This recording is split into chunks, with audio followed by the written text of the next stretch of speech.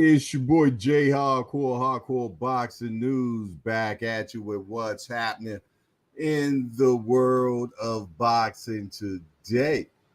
Good evening, good evening, good evening, good evening, good evening. And yes, it is another day, another evening, another gracious Sunday evening where we get a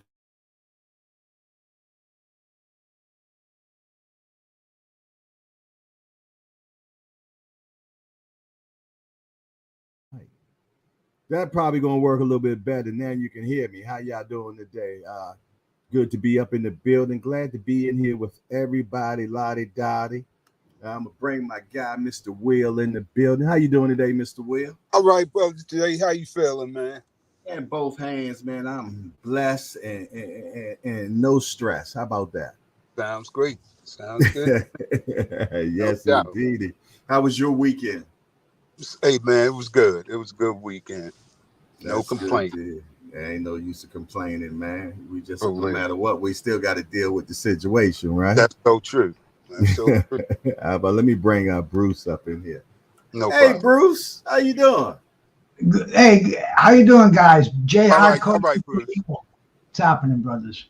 It's all good. Let me bring brother Marvin in here. What's up, brother Marvin? Hey, how's everybody doing today? All right, Man, Marv, what's happening? Salute, brother Marvin. All right, all all love, man. We just doing the welcoming. You dig? I'm gonna go through the chat and see who we got in the building right now. First of all, we got Kareem Hassan. What's up? What's up? He said, "I want in on this." All right. Well, if you look on the, I pinned the link in the chat, Kareem Hassan. You're definitely old enough because I think you turned what 65 on your last birthday. So I think you made it. I think you made it, man. You know I had to hit the bag about 65 times on your birthday, boy. I had to break it up in tens. right. Yes, indeed. We got Justin James up in here. What's up, Justin James? He said, "Peace and blessings, Jay Hardcore and the Hangout family. Blessings and pieces to you, my brother, as well." Showtime the guy. What's up, Showtime the guy? Good to see you. Yes, indeed. I know you.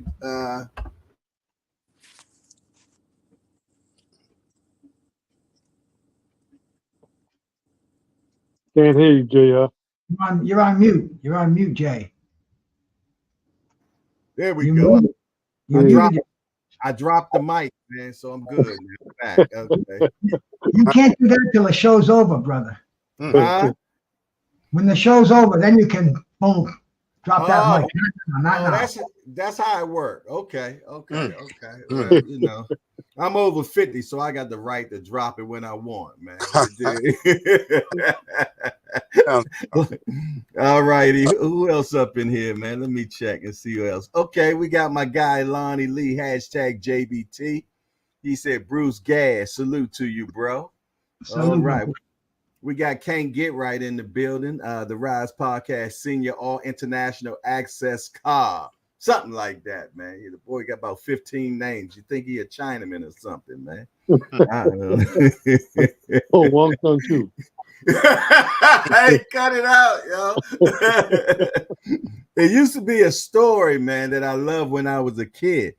The name of the book was Tiki Tiki Timbo, No So Rimbo, Cherry Berry Rucci, Pip Perry Pimbo. Hmm. Yes. Yeah. That was his name, and his brother name was Chang. Wow. His name was Tiki Tiki Timbo, No So Rimbo, Cherry Berry Rucci, Pip Perry Pimble, and his brother name was Chang, because the first son was always the honorable son. So he got the long, illustrious name and everything. But it's a story that goes to it all. I ain't got time to tell y'all the whole story right now. It was one of my favorites when I was coming up as a kid, man. So you got some grandchildren or some children, read that book to them. It's called Tiki Tiki Timbo. Excellent book, man. Excellent book. It's about treating all your kids the same, basically. All righty. We got Tanya Vandross Williams Jr. in the building. She says, "Sunday evening, everyone's Jay, Showtime the guy, Just Do, Thomas Hill, Ms. Joette, Justin James, Rise Family, GTD, Dangerous Young Man, Ariana, and Wims Old School Aaron.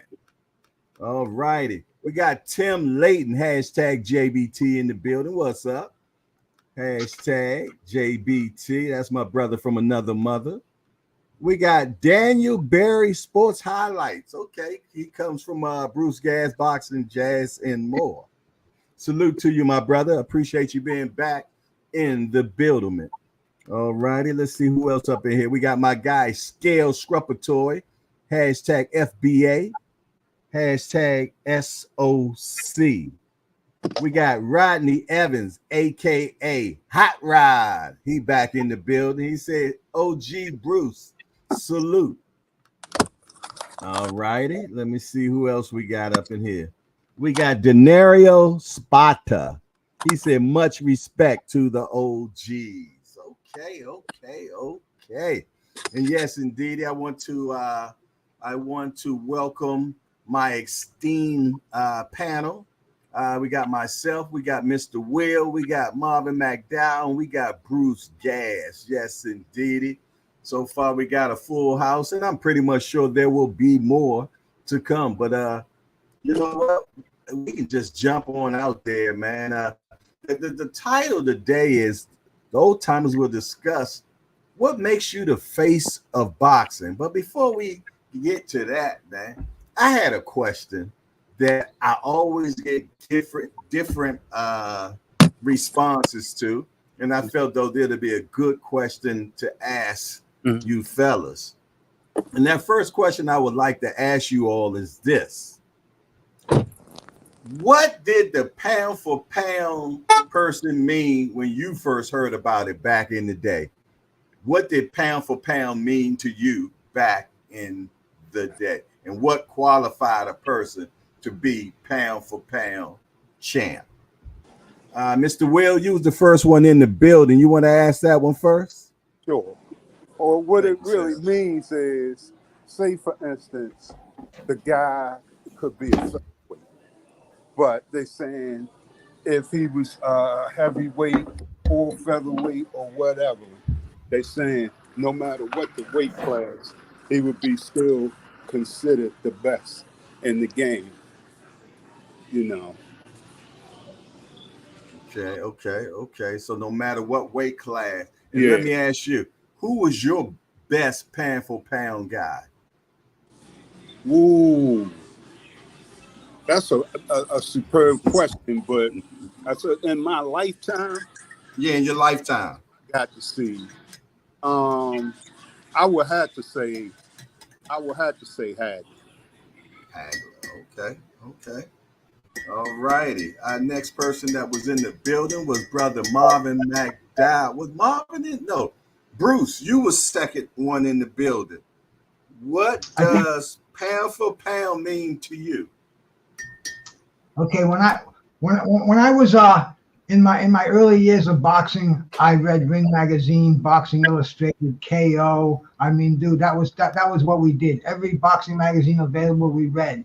And pound for pound, as I interpreted originally, that's what they see. Joe Louis was the best, but Sugar Ray Robinson was the slickest, was the best boxer. And everybody said, what would happen if Joe Louis fought Sugar Ray Robinson? And I mean, that's not going to happen. You're talking about a middleweight against a heavyweight. So I think it was Ned Fleischer from Ring Magazine. He put together this hypothetical pound for pound boxer. And that would be somebody like Sugar Ray Robinson, where at any weight class, he would be outstanding. He was a knockout. He was a boxer. So that term, see, when I was getting into boxing, there was only one pound for pound in all of boxing. And you know, whether it be Roberto Duran at the time, maybe Leonard, maybe Thomas Hearns, whoever it would be, but they didn't have a top 10 list until later on, like in the 80s, they started putting, it became a very overused term. But originally, pound for pound, that was designated for the best boxer in the division, not a list of 10 of them. It was the one best boxer. Like back in the day, before I was born, Henry Armstrong would be pound for pound, no doubt about it. And see that, and that boxer would shine. See, and plus the pound for pound, I mean, we're going to get into the popularity thing, but see, you have to be good enough to be designated for something like this to be on a box of Wheaties. Now, could you see any fighter today being that popular where people are going to know him regardless of whatever sport he's playing in, that you could put on, that you could sell to the public like you could sell Mike Tyson, Muhammad Ali.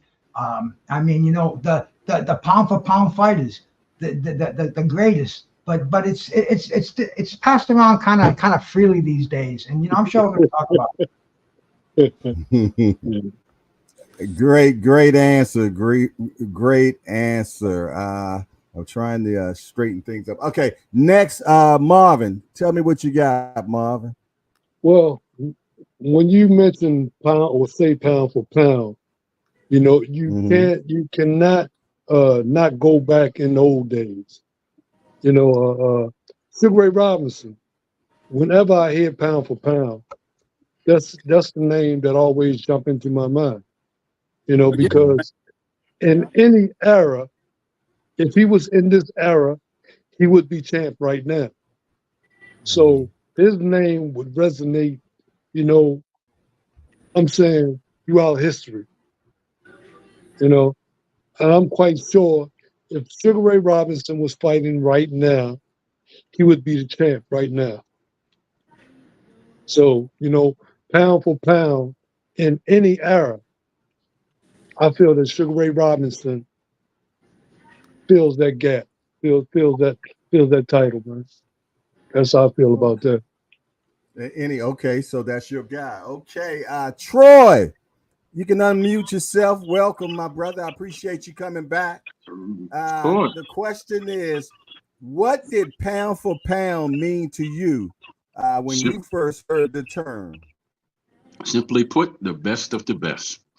It was created because of Sugar Ray Robinson, but it simply means the best of the best. You stand head and shoulders above everybody else. Like my grandma used to tell me, there's good, better, and best.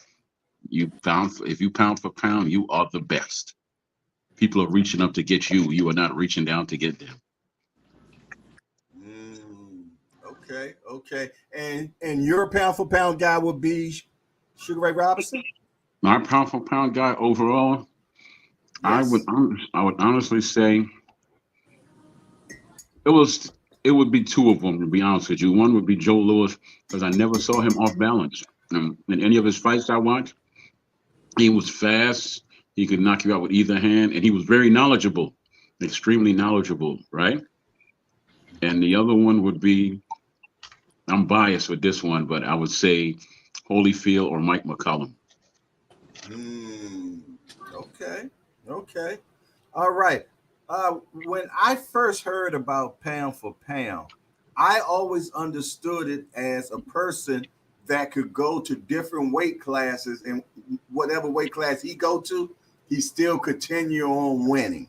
I'm not talking about a lightweight going all the way to heavyweight, but I'm saying at least being able to go to 3 different weight classes, and no matter what, he was able to handle his business, and where he went, the skills went. You know what I'm saying? People always talk about the power going to the next level, but did the talent go to the next level? You know what I mean? So my guy would be Sugar Ray Robinson, though. And, because he went 3, right? He was welterweight, middleweight, and light heavyweight. So he was a bad jammer, man. Yeah, he didn't win in light heavyweight. He fought for the championship, but he got dehydrated and lost. Yeah. Tried to be Joey Archer, I believe, for the light heavyweight. Yeah. It was so hot in that stadium, man. It was so, yeah, exactly. The referee passed out halfway through the fight. They had to change referees, man. That's crazy. Yeah. But had to have another ref on board. That pound for pound is more a it's not where one fighter, if he excels at different weight divisions, it's just a mythical belt that goes around to somebody who, no matter what weight, you could take a flyweight and say if this cat weighed 250 pounds, he would excel at heavyweight. This is to me, this is what a designation of pound for pound is. I don't think it's like one fighter just because he can excel in 3 divisions or 2 divisions. I think it's a fight where Overall, like Sugar Ray Robinson, that's pretty much how they started this title. They said if Right.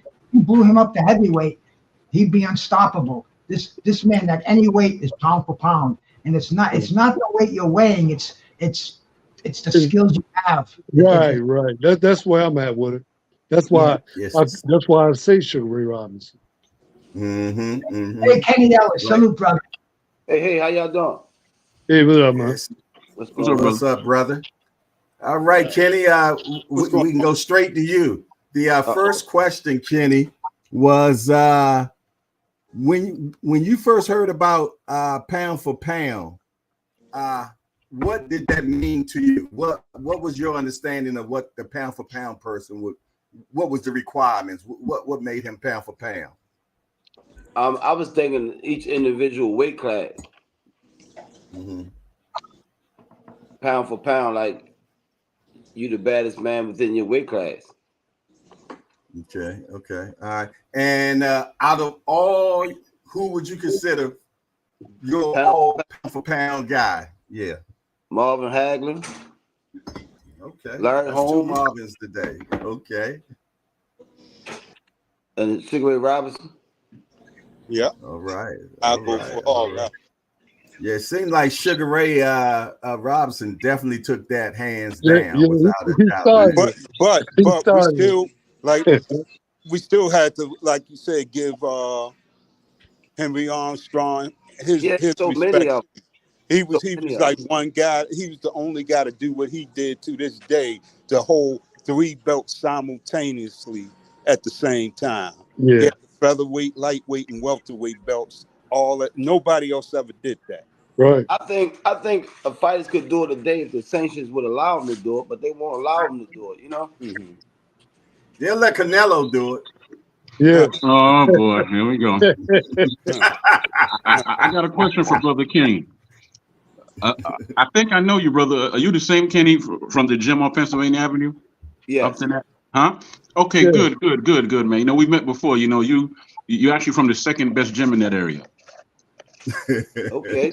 I'll take Mhm. that. I'm in the Yeah. top 10. As long as I'm in the top 10, That's right.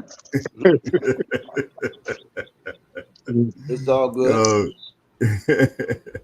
That's what's up. That's what's up. So, and okay, so we got everybody. Okay, the topic today, man, is the face of boxing. You know, I just asked you, what did it mean to you? What it meant to be the pound for pound. But when you first heard that term, face of boxing, who was the guy they were saying was the face of boxing when you first heard that term? I'm gonna start with Mr. Will. I can't. Well, you gotta say Ali. You gotta say Ali, face of boxing during his reign, during his he was the face of boxing. But that can be broken down because in all the different eras, they were the face of boxing in those different eras. Exactly. Yeah. What? Okay, so that's the second part of this question. What made you the face of boxing? Well, if you want to still let leave that one on me. I'm gonna say Yeah, still with you. I'm still with you. Especially with Ali, because Ali exceeded boxing. You know what I mean? He had star power outside the ring as well as in the ring. You know what I'm saying? I think Yeah, go ahead. the first time I heard the term was with Floyd Mayweather, but it's been faces of boxing before his era, but the term ain't come about till I heard Floyd Mayweather and him say he was the face of boxing. You know what I mean? Mm-hmm. Well, yeah, but like I said, Ali, he was. Yeah, I know, man. You know, like I showed you. I understand what you're saying, but they wasn't using that term back then. Yeah, they No, wasn't. they wasn't. The first time I heard it, That's why I asked, what was the first time you heard it? That's what I was driving at. Because the first I time heard I it ever on heard Sugar it, Ray. It's when the Sugar Ray person Leonard was boxing. of that sport that excels. I mean, we can think of the face of basketball. That'd be by Shaq O'Neal. We could put Michael Jordan in there. You know, the face of football. We could, Tom Brady, Mulholland. I mean, it's just the best in that era. But there is no designation. But like I was saying earlier, when I was a kid, Ali, he was on the box of Wheaties. Can you name a boxer today who could be put on a box of cereal and sell and be on the table? The whole family's gonna know who he is. Your Nope. grandmother who never Holyfield would be one of them. Who? Holyfield would be one of them. I don't think so, man. I don't think so. I think that there's like a certain it that this fighter has to have, and he catches on beyond the boxing public. Holyfield maybe, but definitely Mike Tyson. People would recognize Mike Tyson no matter And what. Sugar Ray Leonard. Sugar Ray Leonard Ray too. Leonard. Sugar Ray Leonard too, but not too many of them, man. There's not too Right. many. And today, I can't think of a face of boxing because we know who it is. The cats in the chat would know who it is, but Right. are our girlfriends, our mothers, our daughters, are they going to know who this face of boxing is? Because that's what you don't need it doesn't need a name on it. Just that picture alone is gonna let people know that's boxing right there. Yeah. And Yeah. there's no Right. today. And Okay, I that's wanted so to. true. Okay, let me ask you one more question now. So we heard that term with with Floyd Mayweather. Okay, but what I'm driving is it the money or is it the notoriety? Does the fans? I mean, what actually? Because I know what I No, think it is Let me step in here and speak. Let me step in real quick. The first time I heard that term was with Mike Tyson. It was not with Floyd Mayweather. Okay. It was with Mike Tyson. And the face of boxing is someone who's known by hardcore boxing fans and by just casual fans. Kind of like if I say to you, Ali, what's the next name you'll say that follows that? Frazier.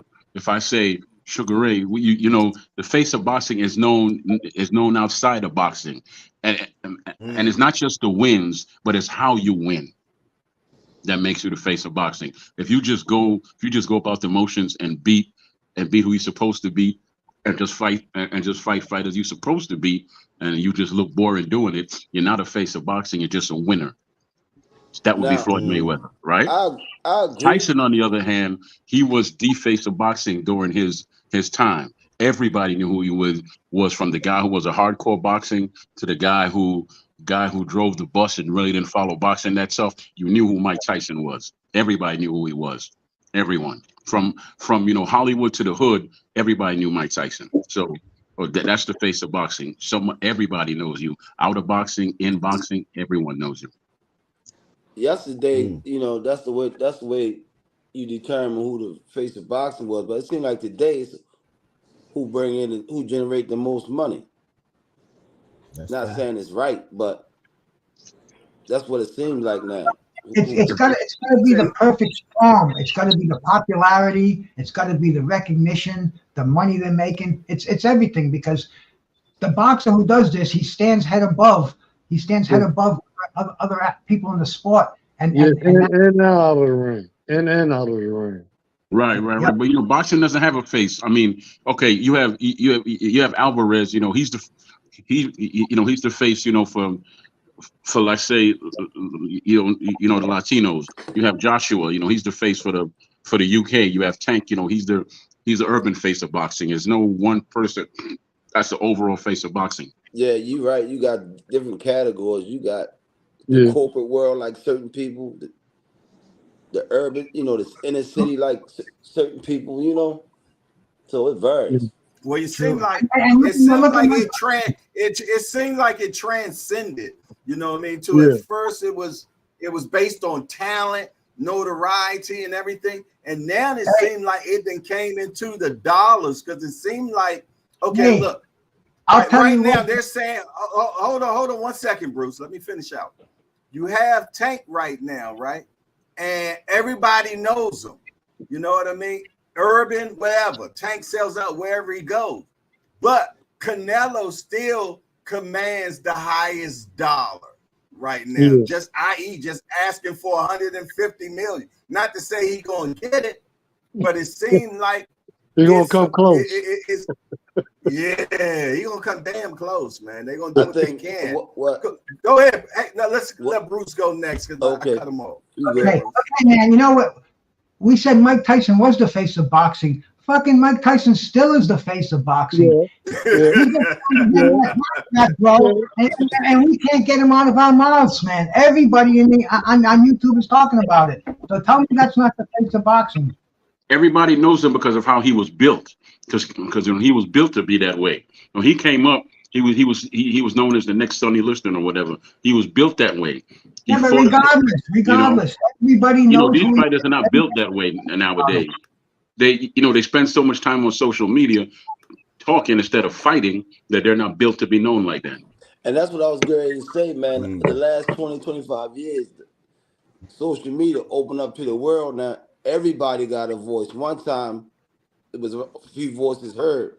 So now everybody got their voice and opinion. So it's so much. everybody have an opportunity. Yeah. And that's a good thing.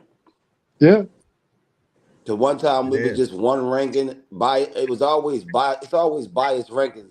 And you only hear one voice. But now people are doing their own rankings, putting it the way they want it, you know? Mhm. And half the time, the people are all right. Right, because you might have someone like they'll have Bud Crawford as #1 pound for pound, but is he considered the face of boxing though? Right. He might be the face of boxing for us, the hardcore, but not overall face of boxing. No. But some people think he is still, you know?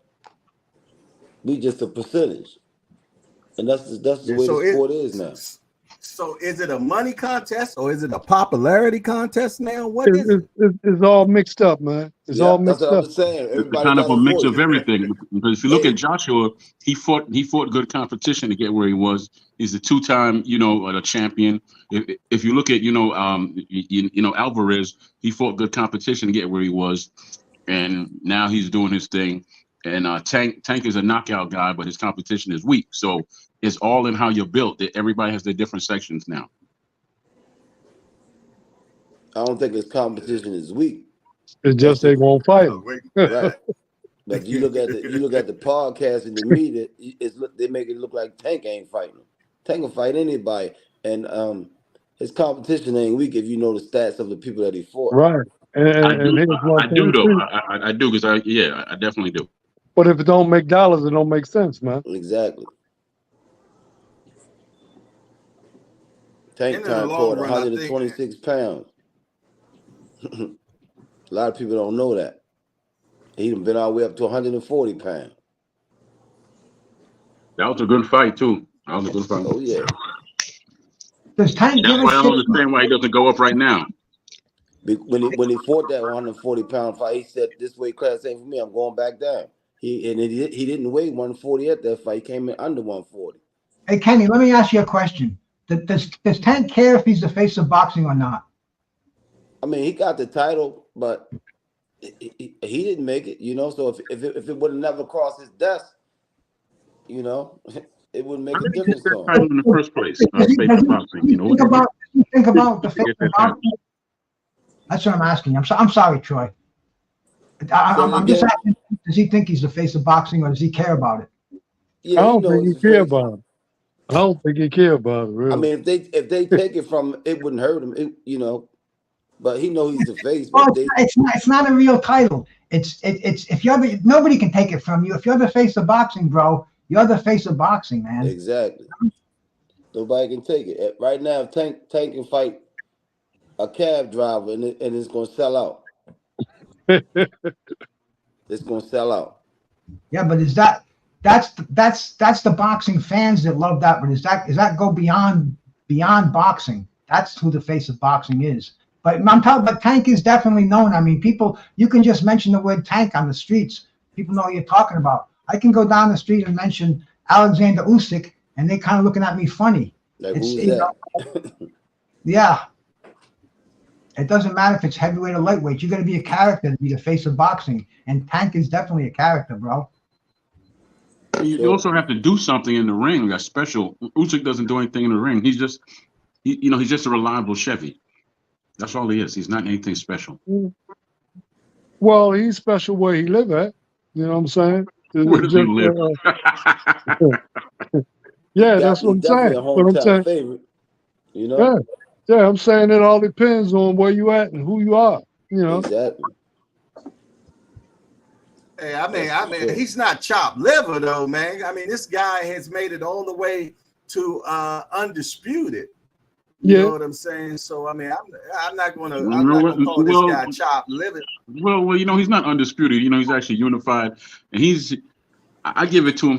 No, I'm talking about no. He did make undisputed in cruiserweight, didn't he? Oh, cruiserweight. Yeah. But he's not the first one to do that. Okay, so yeah, I understand that. But what I'm saying is to get to that point. How many times did you do it, Troy? Actually, when it comes to podcasting, I did it a lot, but when it comes to in the ring, never.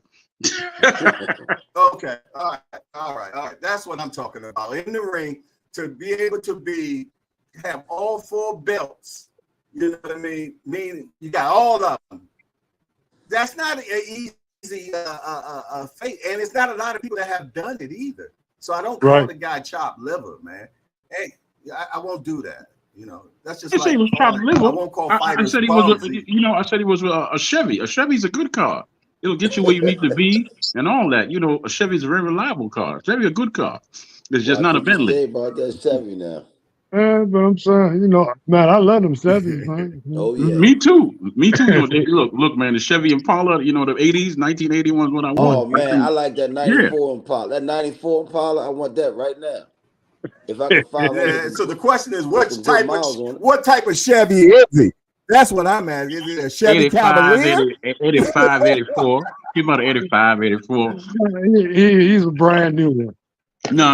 You know, he ain't too much to look at, but he's definitely gonna get you there, and there's gonna be a lot of room and comfortable. He's gonna be you're gonna comfortable ride. Yeah, ain't gonna break down. Okay, exactly. You know, and you could pop the trunk and actually change all the parts. You know, you don't need no computers or nothing. Okay.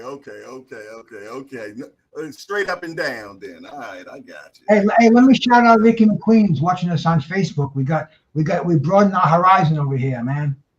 YouTube and Facebook. All right. That's what's up. Yeah. I make sure that we're on Facebook as well on my side. I don't get a lot of them, but well, salute to the Facebook people. I have to tell you, you have to edit the audience because only your friends will see it. But you can go in there and click edit audience, and everybody will be able to see it who's boxing fans. So it's a little tricky on Facebook, but once you get it, it's just another media outlet for us to preach the good word, you know. Amen. And a boom shagga lagger to that. I can tell you what, man. You know, you're gonna do good for a while, brother. You have a good spirit. You had a good panel, and most importantly, I'm here. So you know, you're gonna do great. And who are you, sir? I'm good. You know what? I can't see your face because it's not blowing up. I'm trying to figure out. Comic relief, baby. I'm just comic relief. I see a little bit. When I put it on the TV, I see it real good. Okay, so Troy, you met Kenny, right? How did y'all meet? I met him through Marvin. I can't. I can't see your face on his phone, but that's why. Because I got we met a while back, man. Because you know I go to Umar. I used to go to Umar a lot when I lived in Baltimore, and I know I met you through Marvin at it must have been at a Golden Gloves tournament. Right. One of your top guys was boxing Marvin's top guys, and I think he introduced us It was a while back. You was always a good brother. You know, you the one that do the 2 pads, right? You got to now. Okay, that's a different brother I do pads, but you talking about Coach Mack? Okay, that's what I'm talking. The brother, I'm sorry. That's what I'm talking about. That one time, that's Coach. Yeah, Mack. Okay. Sorry, but it's good to meet you anyway. No problem at all. Some people think we brothers, though. Okay. The next question I want to ask you all: what do y'all feel about these 4 belts, man? Would you want to get rid of them and just go back to 1 belt or 3 belts? What would you all like to do? Well, I think that is a problem. That's how you make money, man. You can't make no money if somebody have all the belts, man. Yeah, because there's only one belt. If there's only one belt, you can't make no money. Mm-hmm. Yeah, right.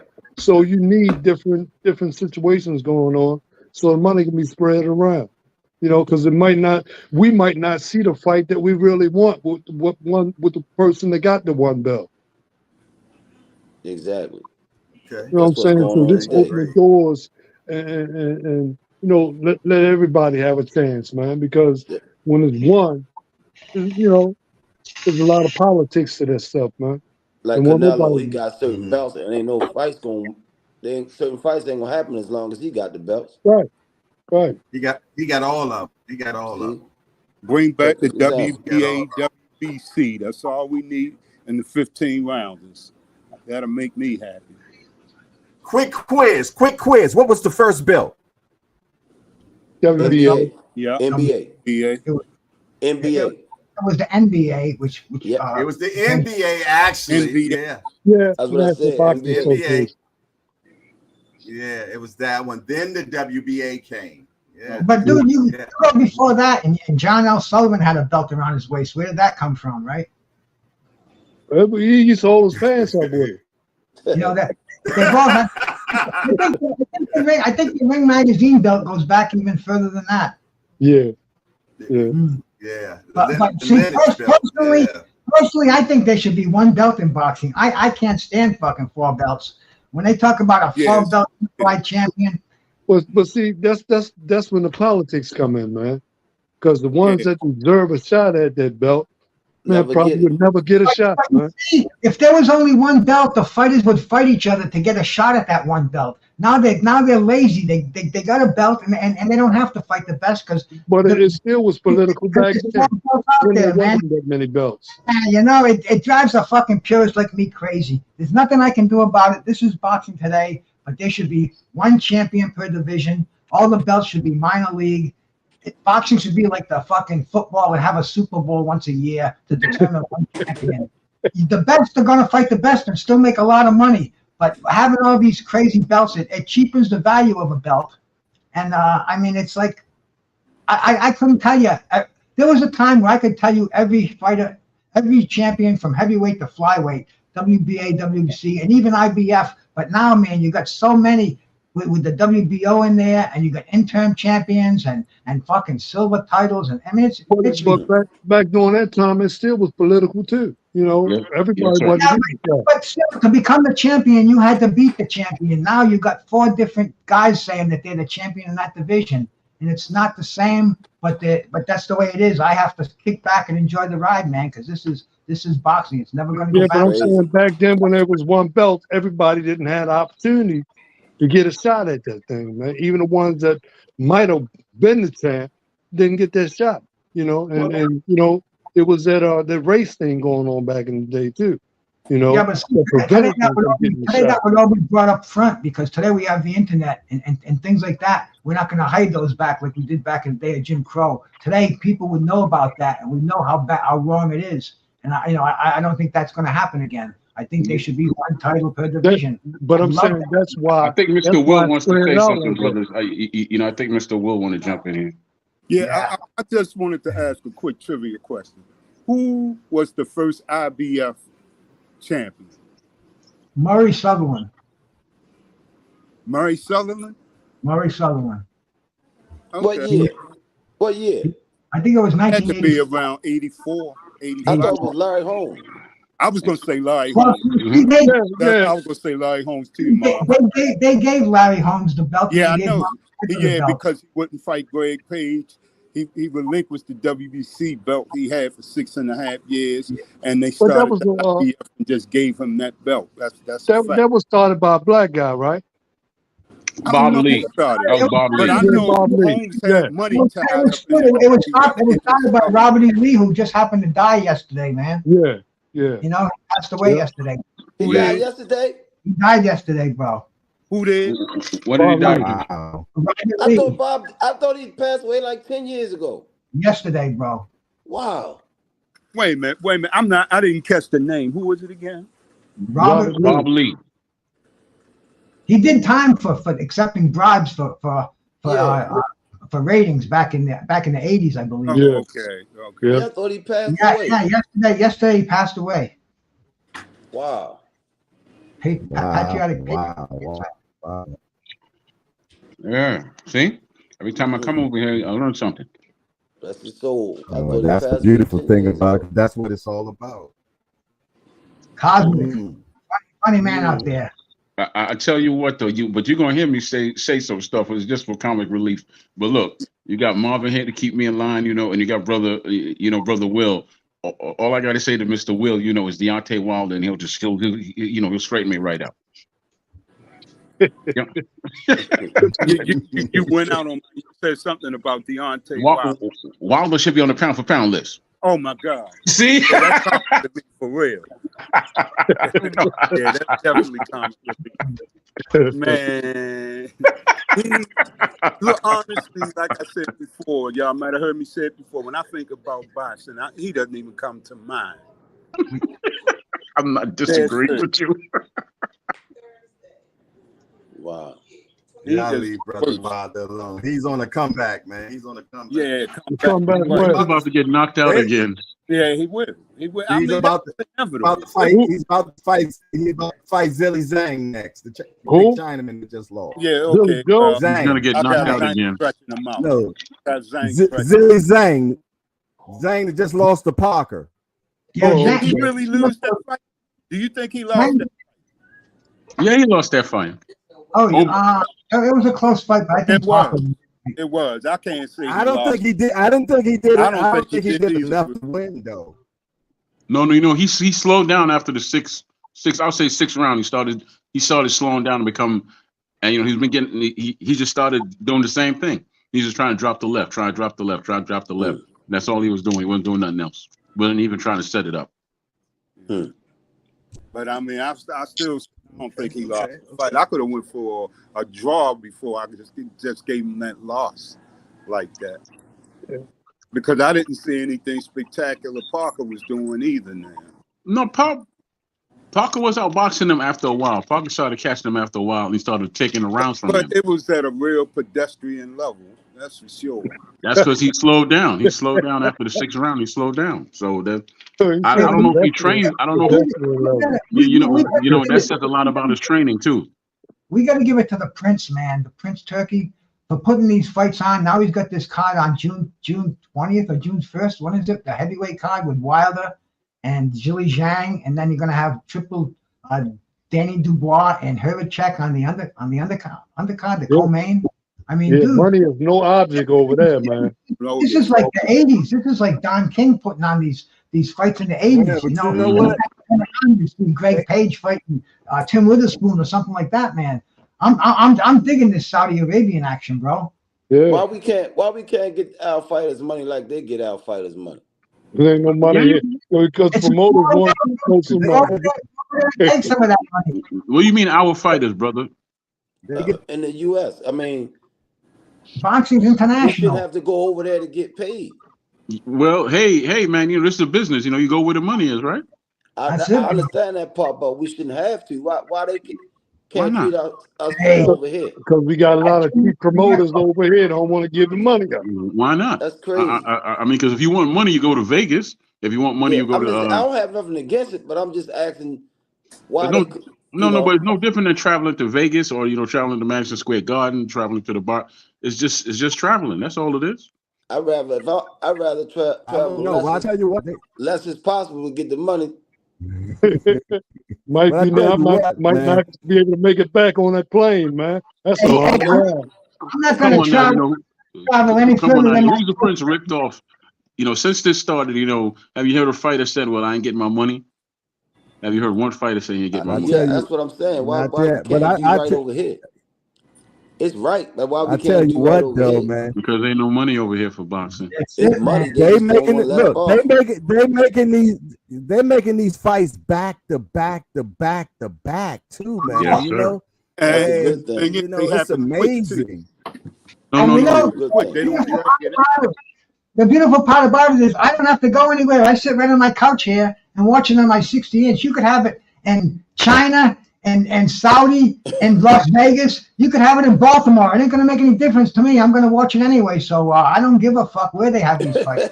No, but here's the difference. Here's the difference. You have one solitary voice over there, and he works with everybody. There's no come across the street. There's no I can't work with you. He works with everybody over there. He has one voice, and he works with everyone. Over here, when you got money, you nonsense can in do whatever you politics. want to do. Over there is just one voice, and he says, "Look, if you bring the fighters, I have the revenue, and I have the venue. Period. You just have to get the fighters over here, and we'll make the fights."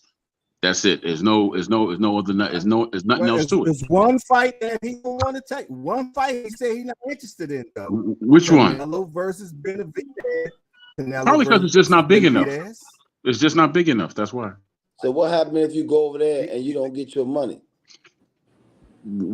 Okay, so you know what happens if you go to Vegas, you don't get your money. But here you can get lawyers and you under the United States rules and regulations. But over there, all I can can't tell But you, I'm brother. quite sure they got contracts and stuff over there. Yeah, I'm quite. I mean, all I can tell you is I've never heard of any fighter saying I've never gotten my money from this brother. No, not a one. I understand that, but anything can happen. Yeah, I can fall off the curb and break my leg too. It ain't happening now, though. Yeah, rules and regulations over there is different. No, There's a lot of people. No, because the sanctioning body put the fights on, so the same rules over here is over there because of the sanctioning bodies, man. They're the same sanctioning bodies as here. So they probably, there ain't no different rules over there because the sanctioning bodies are still the same. Yeah. Fighters been fighting overseas for years. Ali fought in Africa. Simon Brown fought in Jamaica. Mike McConnell fought in the UK. All fighters have gone all over the world to fight. Because of the sanctions, it's still the sanctions from the WBA, WBC, IBF. People fought in France, like China. Yeah. You have fighters from here that fought all over the world. It's world boxing. They it's ain't not fight for the kind of money he paying out. Okay, well, that's why you go to the money. Simple as that. Money ain't gonna come to you. You got to go to the money. He might come here one day, do a show. You want to wait for that? I don't think so. Why come here when he can do everything right there where he at? Exactly. He's in control. He has the venue. He has the money. He has the voice. Over here, it's a lot of voices and nothing getting done. We might over there things get. He might make us tighten up in a minute. Yeah. You know what I mean? If I'm a promoter, I'm That's taking my good fighters thing. over there. I'm taking my fighters over there, and we're gonna get paid. Period. That's the Did good anybody hear Ricky Hatton's son got beat yesterday too? Oh yeah. He was overrated anyway. Yeah, he was. He definitely was. You got a guest in the building. George Hanson, how you doing today, George? Well, I'm doing well, man. How you doing today, George? Had a couple of things to do. I was running around. I said, my God, time flew. How you doing? Great, man, great. What's up, man? How you doing, man? I heard someone said Ricky Hatton's son was overrated. Yeah. The man wasn't overrated. He just got beat. It happened. His son was overrated. He's been on the easy side of some bad decisions lately too, man. I think time is just caught up. It's as simple as that, right? He got beat. He got beat. When people say someone's overrated, it's like fighters can get beat. I mean, it's very hard to remain undefeated. Somebody can have your number on any given night. Unless you orchestrate it, right? You have to pick the right opponents to stay undefeated. Yeah. Henry Armstrong lost. Matchmaking is a great deal, but I hate when people disparage fighters and say, "Oh my God, you have to have the proper matchmaking." It's very hard to go undefeated over a long stretch of time. Let's put it that way. Not really. Unless you fight once a year. Not really. Unless you fight once a year, it's not. No, that's what I'm saying. It's if you're fighting twice a year. I mean, Henry Armstrong fought in 1939, defended his title 6 times, right? He went 4 knockouts and 2 decisions. That will never happen again in 30-day period. We have fighters, champions fighting once a year, twice a year, Very rare 3 times. Yeah, but Henry Armstrong lost 3 of his first 4 fights too. So how could you say that Henry Armstrong, if that was today and a fighter lost 3 of their first 4 fights, no manager would touch him, no promoter would go near Well, him. this is the thing. And he would Depends be on how they suspended. lose too. Different Dude. era. Henry You know what I'm Armstrong. saying? It depends No, on. I was just making a comparison that we had a world champion who defended the title 6 times in 30 days. It's not going to happen. So No, it's Well, not. yeah, back then those guys fought like every week. You know what But I see, mean? Yeah, it they never, never let it never happen. happened Fights since under their then. belt.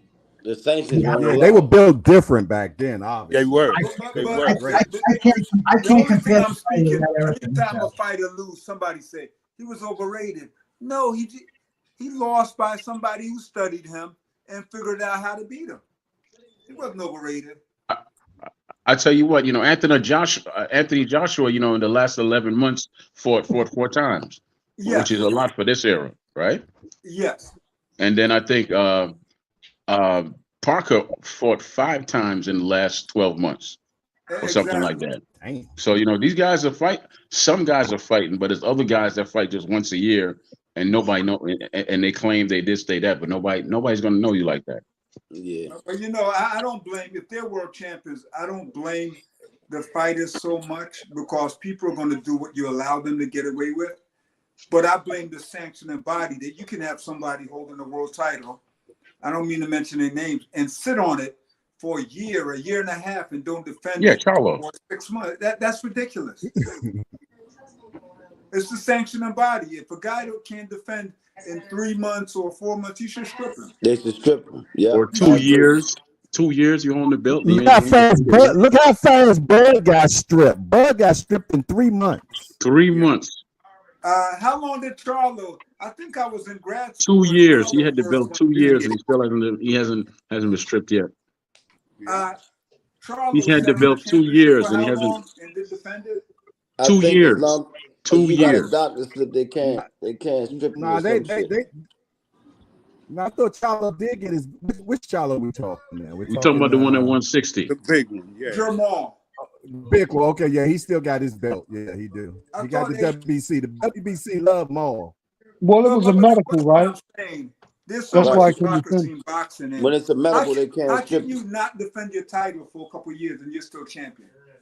You gotta have a medical. Okay, so what's wrong with it? Well, my So why don't they reality, put him at that? His is mental, I think. Yeah, it's psychological issues. what I'm saying, can I say this? If you Yes, can't sir. defend your title and it's medical, they still should strip you. Yeah, he could be a champion in waiting, like they like to say. Yeah, champion in recess, exactly. It's like Well, a they regular should job do when it. you Let when you somebody out else on fight sick, for they the don't title fire you. You and know. and give you first preference when you come back to fight for it again. Yeah, I mean, Yeah, because that in all makes sense. honesty, he should have That been makes moved sense. up to 168 because he really can't make 160 no more, and his brother is really killing himself to stay at 154. No one stays at 154. He's killing himself to stay at that weight. I can guarantee that boy probably walking around at 185 or something. He needs to move up. That's why he's angry all the time. You're preaching to the You choir. being nice. You're being nice at 185, bro. I think he's about 205. Them big boys, man. Yeah, well, that's Canelo. He goes up to 200. He walks around probably at 200 pounds. He said, He walks around at 200. Yeah, 199, 200. Yeah, That's and about right. David, what's his name? The guy who wants to fight him. Benavidez. Benavidez, he walks around at over 200 pounds. Oh yeah. He was on my show 3 times. He'll tell you that he walks around at 200 pounds. Yeah, he get big, man, real big. But can you imagine? Can I say this? Can you imagine what these fighters who are not disciplined, walking around 30, 40 pounds above their weight division? Can you imagine what they have to do just to get down the weight? Well, they're gonna spend the first month and a half taking off the damn weight, and then they You're not have to, supposed to then they lose that train. much. It's unhealthy for you. Well, they get away with it. It's called fat camp.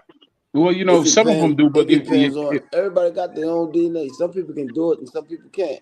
Right, because if you look at a Yeah, Bernard, didn't the reason why he was able to last so long because he didn't go super overweight.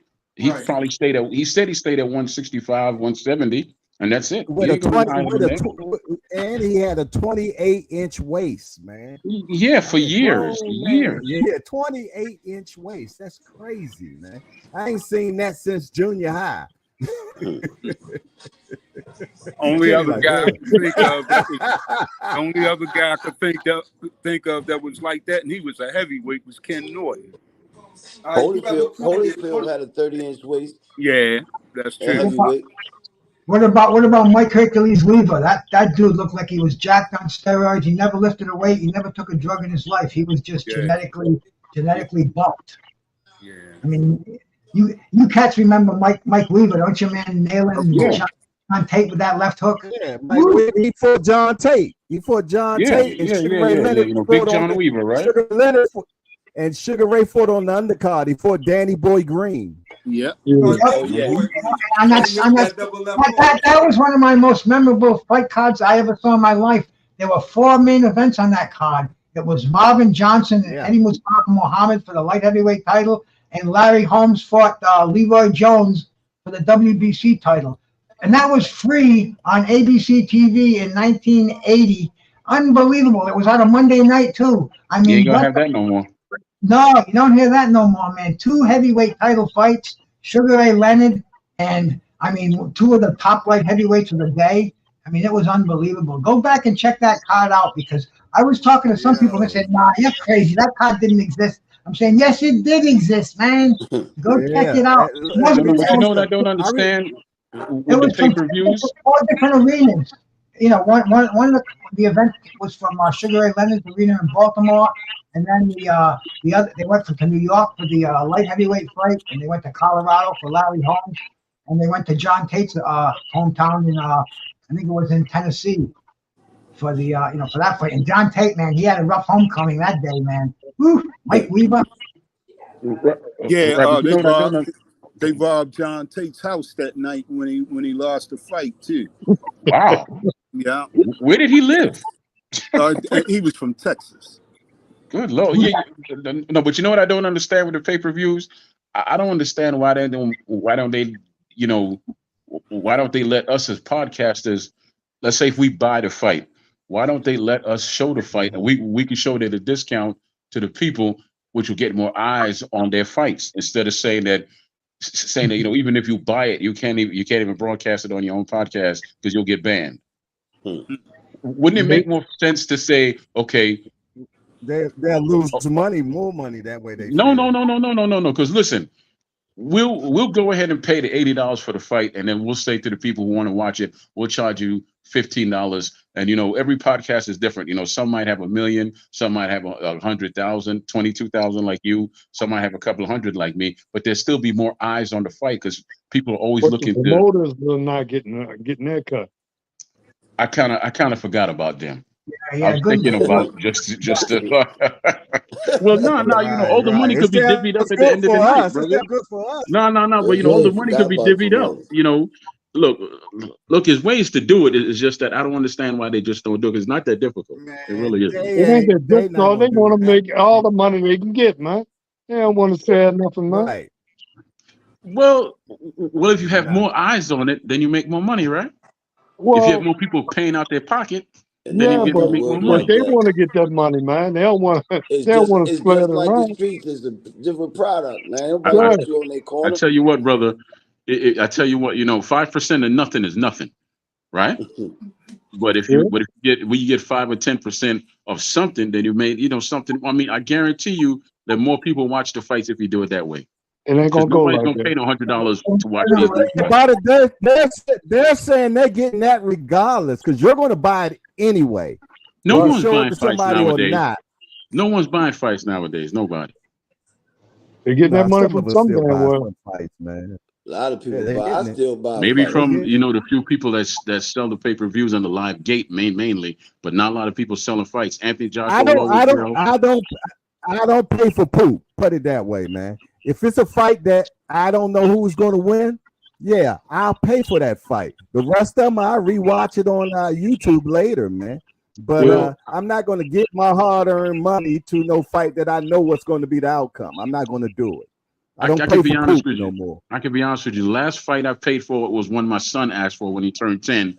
It was Shea Mosley against Floyd Mayweather, and we both fell asleep on that joint. Wasted my damn $50. But my son asked her, "Hey, Daddy, please get it for me." I said, "Okay, boy. You gonna stay up?" Yep. After that round where Shane almost had him out, we fell asleep. We went Yeah. right to sleep. And then Shane fell asleep. He didn't fall asleep. I just Shane's Achilles heel is a boxer, just like Yeah, Tyson Fury's well, Achilles heel is a boxer. well, Good did he boxer. win the fight? Well, no, man, he lost because Floyd was a good boxer. He Floyd can't beat no shot. good boxer. I Floyd think that shot. fight would have been an entirely different fight if they had fought that fight 10, 15 years before that fight was fought. If they would have fought Really, at 135, it would have been a much different fight. it would have been Yeah, entirely. but Mosley was ducking back in the day. Remember Yeah. when Floyd came in the ring and he Yep. asked Mosley to fight him, and Mosley told him, "Man, my tooth hurt." I'm like, what? That was at 147, brother. That was at 147. Don't forget. I Don't told them forget. last Don't night. forget. No, it wasn't Don't forget. 47. Shane was maxed out at lightweight. Don't I said forget. that Floyd was knocking him out when he was lighter too. Yeah, He wasn't Yeah, gonna this was knock out Floyd. Mosley. This was That's Floyd. pretty boy. This That was it pretty boy. Floyd when Floyd asked That was that. pretty boy Floyd. Right. Yeah, that see, was it Floyd. would have been a It totally wasn't different fight 47. because he would have It would. engaged Mosley, and But Floyd was Mosley better. would have tagged him and knocked his. Floyd was It would good have been a too. much different fight. He would have engaged would him, and have. Mosley would have I knocked him out. totally agree. Floyd was still boxing back then. You can't say that he would have knocked Floyd out because he was good at that weight.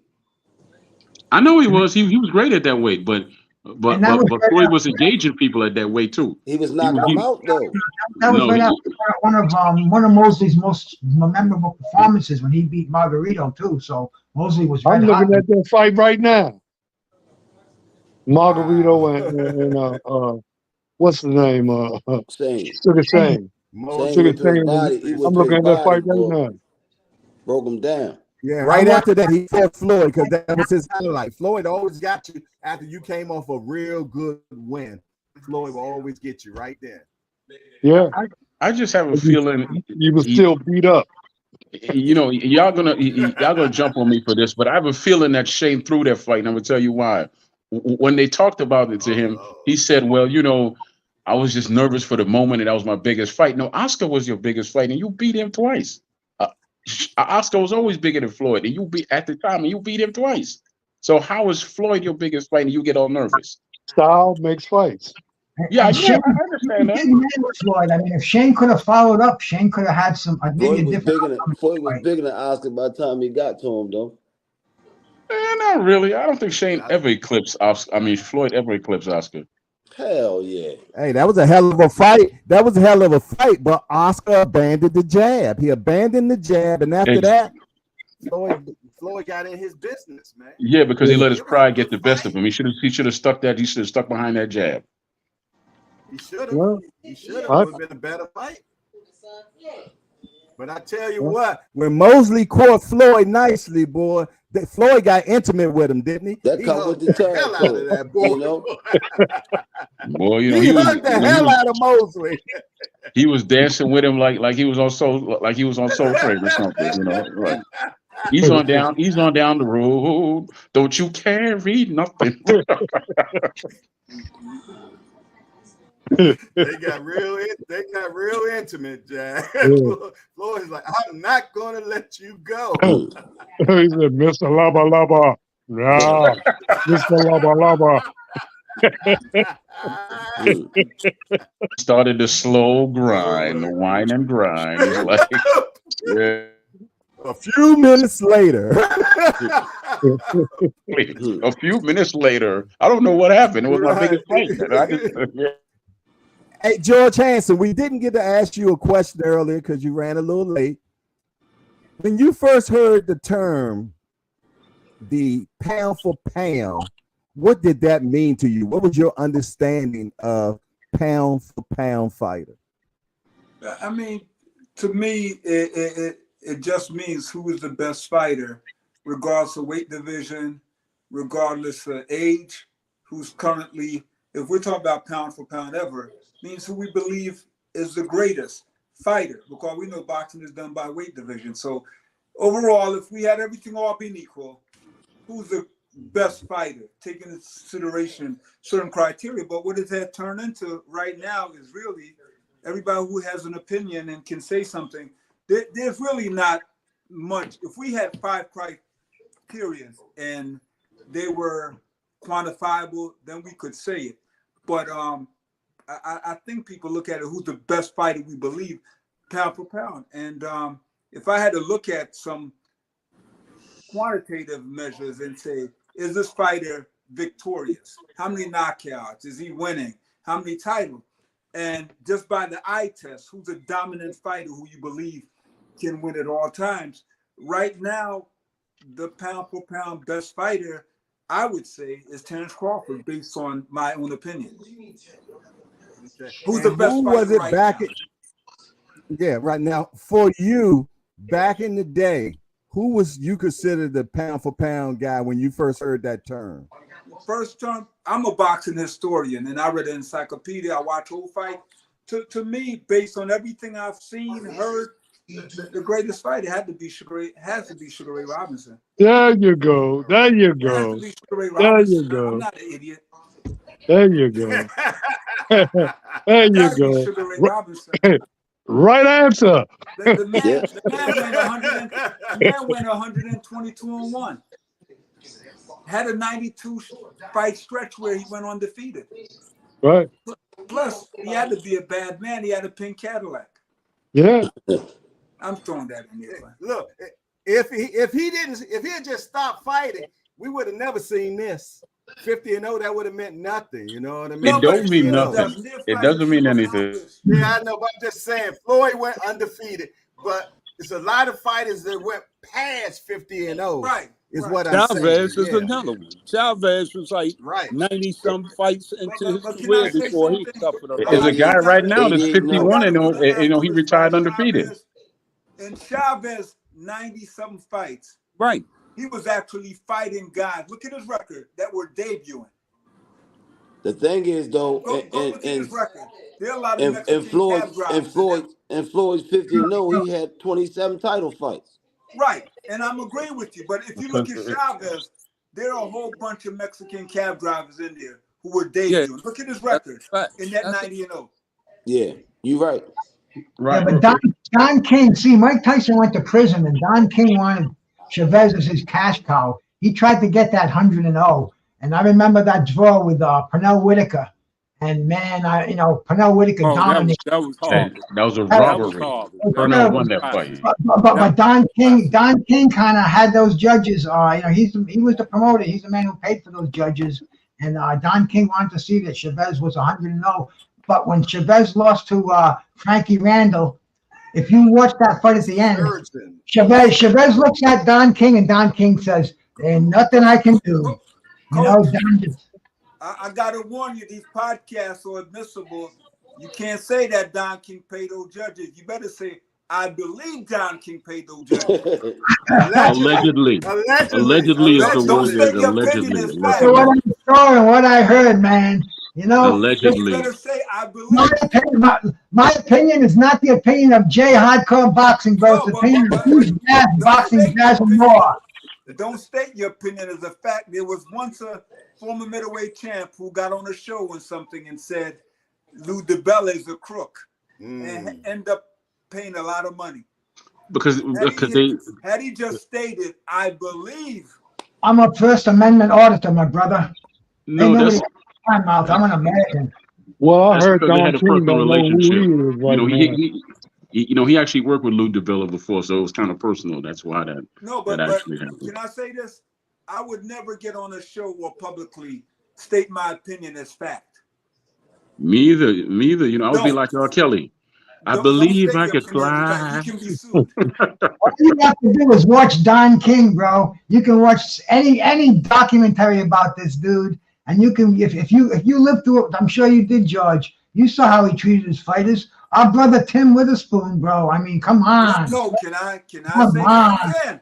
If Don King was frivolous and saw this podcast, and you stated your opinion of the fact that he paid the judges and he just wanted to teach us a lesson, Now you're being sued.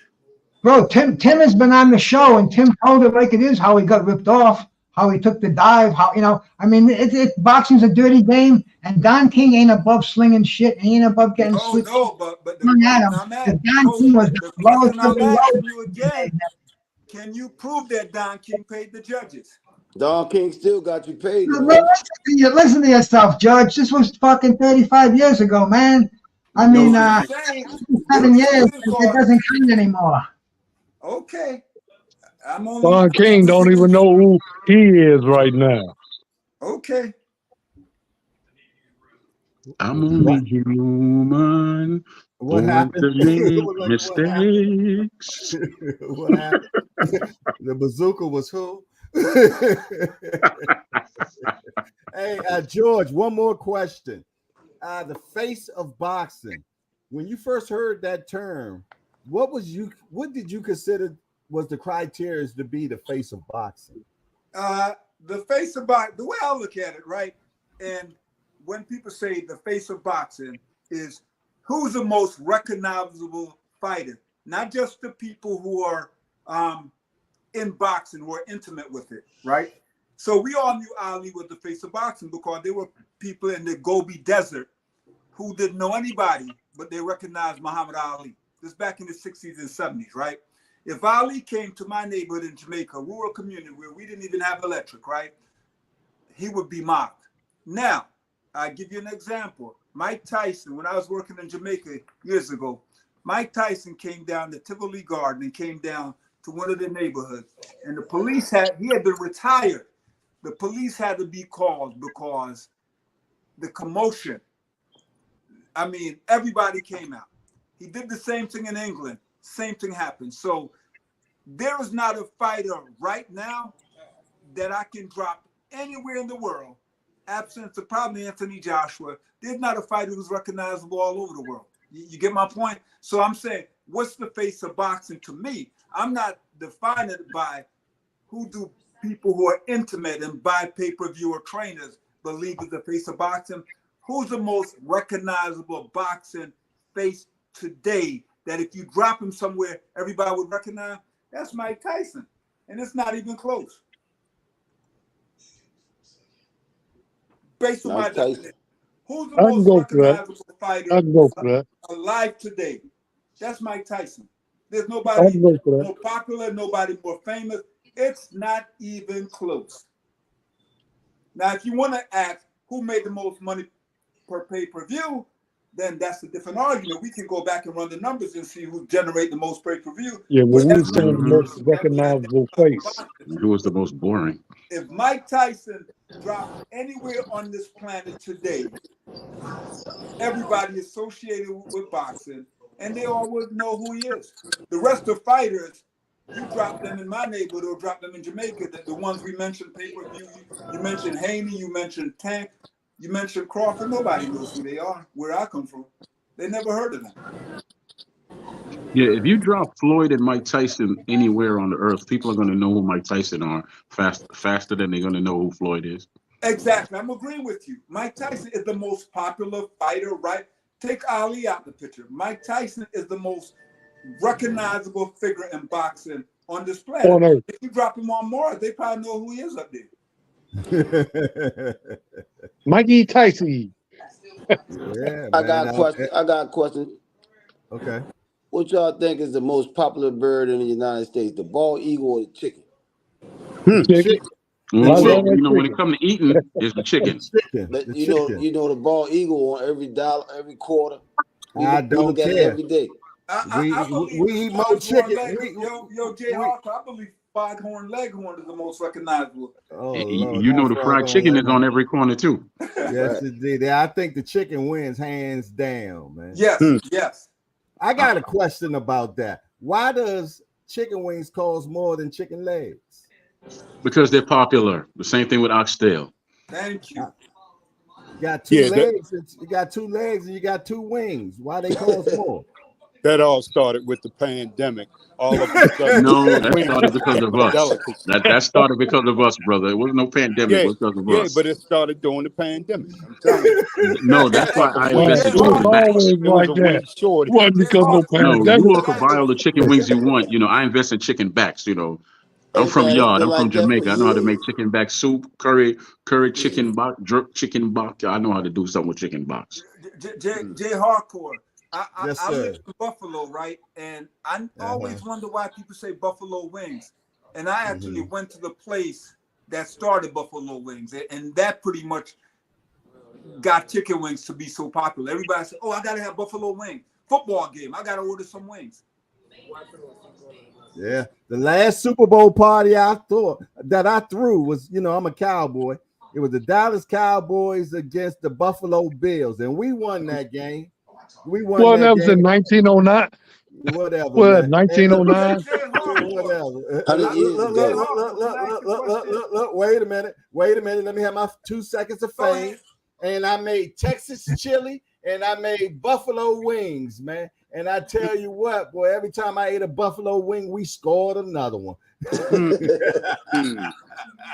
Well, Jay that was in You were in your 30s 1909. when that happened, right? Jay Hardcore, you said we won the Super Bowl. I didn't know you were a professional football player. Oh yeah, I did. Yeah. Oh, I I was didn't know, man. I was a quarter black. No, he was the only male cheerleader. He was the only. All right, now. I don't know where you live at, but I come punch on you, bro. You and Country Wayne. You I and will Country come Wayne punch were out there on you. cheering for I him. will come punch on you, bro. Don't play that, man. Don't play that. Hey, look, man. I got two teams. I'm from New York, so I'm a Giant fan. That's like my backup team. You one of them But dudes. no. But I lived in Baltimore for 30 years, so my number one team is the Ravens. So I got one team and I got a backup team. Nah, see, there's no such thing as a bad. You either die hard or not, Jack. There's no such thing as being loyal to to a team that can't be loyal to you. I grew up in Washington D.C. and I'm a Cowboy fan. That's how I had to learn how to fight. Because I had to fight everybody because I was a Cowboy fan, Jack. Oh, The Lord. teachers and everybody, man. Hey, Jay, Where what you you from say? for DC, All brother? my life, I had to fight. You wear that Why are you red wearing a light up Philly there. shirt then if you're a Cowboys fan? No, I'm an Eagles fan. But I'm saying to Jay, who was president when the Cowboys last won the championship? Abe Lincoln? Nixon? Barack Obama. Barack Obama. No, they haven't won anything.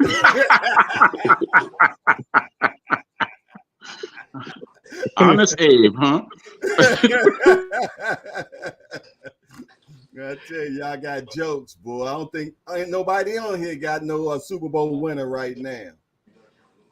Well, at least we can remember. I just You know, did. we I won the Super remember. Bowl a couple years ago. I remember. I told you I threw a Super Bowl party. How long ago was that? You still had gray hair. No, That's what 1990 what, brother? That was 1990 what? You still got gray hair. 1991. Okay, yeah. I was 20 years old then. Oh, you weren't. Jay Harper, I can't believe you were allowed to throw a Super Bowl party in grade school. Wait a second. No. Wait a second. Didn't the Giants I beat? graduated in '86. Wait a second. Didn't the Giants beat the Bills in 90? I don't know. Yes, yeah. And I can tell you how that I had a $5 bet with my father, and he tried to stiff me. The Giants did beat the Bills. Wide right. Wide right. Yeah, the Giants beat the Bills in 1990. I think Then I was shipped off to the military after that. Hey Marvin, Hashem won the title the same year we won the Super Bowl, right? That's right. That's right. He was That's lit right. that year. Good crab cakes for everybody. He knocked out old Lennox Lewis, man. They did. Yeah. He won me 5 free haircuts. Hey Jay, and I called it to the round. I called it to the round. Did you make any money off of it though? No, I'm not. All I know is I won 5 free haircuts off that win. I actually saved money. I got 5 free haircuts. Hey, well, what about that crab cake that Asim got the next time he fought Lennox Lewis? I don't know what he was doing. He was laid down in the crown on that Don was King's terrible. name. That It was was right over his terrible. head, man. Yeah. He laid right down under the You crown. couldn't make Yeah. that My up, God, and man. laid to the side. Oh my goodness. That's Then he what's got up. that big old knot, man. You talking about That's from Usopp Holyfield, and he's Kage? still mad about that. He's still mad about that. Hey, man, I Okay, was that up was at that fight Holyfield. too. I was That there was at that fight. okay, that was Holyfield. Okay, yeah. Mm. Yeah, I So was at that fight, man. And we got a chance to go to the press conference, man. I got this guy, man. It's a good friend of mine named Brother Lou. Right? Mhm. We in the audience, right? So when the fight was over with, he said, "Come on, man, come on." We go down there. He grabbed a robe and give to me. He take the buckets and we walk right back there Right to the in. press conference, man. I like y'all was part of That's it. right. That's crazy. I tell you what, you know, I'm actually gonna throw a name out there since he fought last week and he came back. I don't know if you saw the fight. Did y'all see the fight with Dillian White and Kristen Hammer? It wasn't televised, but Nobody saw that fight. Though. I saw it. Well, you know, I saw it the next day. Okay. No, yeah, nobody saw it live. I was on. I did a I know YouTube. because I was on your show. I had over 5,000 people come into my live that day because everybody was looking for it. You couldn't buy it. I went out. I was searching all over Google for it, and the only person I saw who had it, this guy Tom something, and he sat there with his Google smartphone and he filmed it. But then he stopped filming it like right in the middle of the fight before that. He got jumped. You know, he got jumped by some Gaelic warriors. A trash fight like that, and it was the hardest fight to find on the internet. So that only goes to trash fight. Yeah, that was a trash fight for sure, bro. And you know, and the thing is, if they want us to keep not seeing fights free, they have the ability to do it because they did it with the Christian Hammer and the Dillian White fight. Nobody saw that fight, and everybody was looking for it. I know. I saw. I got another question. Who is Crawford fighting next? I heard he was fighting Chris Eubanks. Then I heard he wasn't fighting him. Who's he fighting next? Well, I heard hear that- whoever I heard that wins was this Cap. fight, whoever wins this fight with Tim Zoot and That's what I heard. Fundor, that the winner gets Crawford. Oh, I heard- Yeah, okay. but So you got to cross the that's street again. That's a Huh? long wait. That's a long wait, though. Yeah, it is. It is. It is. Man, I don't get Crawford's shelf life. Fight boots. Fight boots right now. Yeah, Well, well, again, you I know, just can't bro. I can't support that either. Because like I said before, how you gonna be riding on the back of the bus, then all of a sudden you want to drive the bus? Now you got Boots has to fight some contenders first. Exactly. Like- Well, if Boots wants to move to 154, he'll 155 fight him. or something to earn that. You know, I just can't see that right. Hey, It doesn't make sense to he me. got the belt. He got the belt, But man. they gave him a belt. Who did he beat to get it? Nobody. So I'm just saying. Exactly. He He basically tried took to out fight- the trash he can tried to fight Crawford for that. He tried to He fight tried to fight Crawford who? for it, man. No, he was actually Earl. Crawford. He was actually Earl's mandatory. That's why he got stripped. He was Earl's mandatory. Earl never fought him. And then when Crawford got the belt, you know, he actually got all of Earl's defenses that he never defended, and that's why he got stripped. So you're gonna tell me if Crawford wanted to fight Boots, that fight wouldn't have happened? Well, no, you know, Crawford stated plainly that, you know, he's not afraid to fight the man, but you know, he's in a It ain't worth it you know, to he's him. in a position now where he it's just not worth it. It's just not worth it. It's not gonna make him any money. It's not gonna make him any money. Low reward. Real Yeah. It ain't even a risk. It's just not making him any money right now, and he's in a Exactly. position. Well, same principle. Yeah. Same principle. Yeah. Just like I gotta ask real quick, everybody. I've never seen a more anticipated fight for the undisputed championship, and then within a month they stripped the freaking winner of one of the titles. Right. Right. It's no sense to me. I've never seen. I gotta ask a quick question, y'all. What do you think about this What's that? Jake Paul deal coming up? Talking is trash. I don't. Everybody making some money, man. That's I don't. all. They just making some money. That's it. I don't knock a man for getting paid, man. Get paid. Yeah. I don't knock it either, but somebody need to call Rock to take out the trash. Hey, look, if he was coming up under one of these sanctions, he wouldn't be getting paid shit. So let him make his money. Yeah. Mm-hmm. And, you know, they haven't said a real fight, or if this is an event, this could be WWE Logan Paul may come out there with the brass knuckles and hit Tyson in the back of the head. I mean, Well, they're gonna dude, come out with a headgear on. So it'll be all right. And I'll tell you what, every fan in there will do him like they did Fan Man if he do. It's Hey, not a Mike, real fight, right? Hey, It's not a real fight, is it? You know, right? Is You that know? the picture? Steve Austin That's in the bit, right. WWE. Remember that, man? Tyson was with the Heartbreak Kid and with Stone Cold Steve Austin. So Mike Tyson knows how to put on a show if they want to do something like that. Because believe me, the money is green no matter what they do in the ring. They're gonna both be making tens of millions of dollars for this fight. This I is think they huge. said Tyson getting paid $20 million for this fight. They 20 took the headgears off and they put on yeah, 18 and the ounces. other. Wow. They took the So they, headgears off of them, they say They Tyson's took the headgear getting off? 20. but they're gonna keep 18 ounces on them. Yeah, and Jake is getting paid. But listen to this though. Jake has only They say fought one Jake is boxer. 30. Right, but Jake has only fought one so-called boxer, and he lost to him, This and that's smells like Tommy Vince Fury. McMahon. Tommy Fury. This He's not- thing reeks of Vince McMahon. I'm telling you, bro. I don't think it's gonna be much of anything. Kind of like the Roy Jones thing when he fought, he fought the bodybuilder. That was so insulting to fans. That was CG and all. It was like, come on, you don't charge fans for that When nonsense. when They're not Tyson charging and for Roy this. Jones fought, This is when on. This Tyson is and Roy on. Jones fought, Time.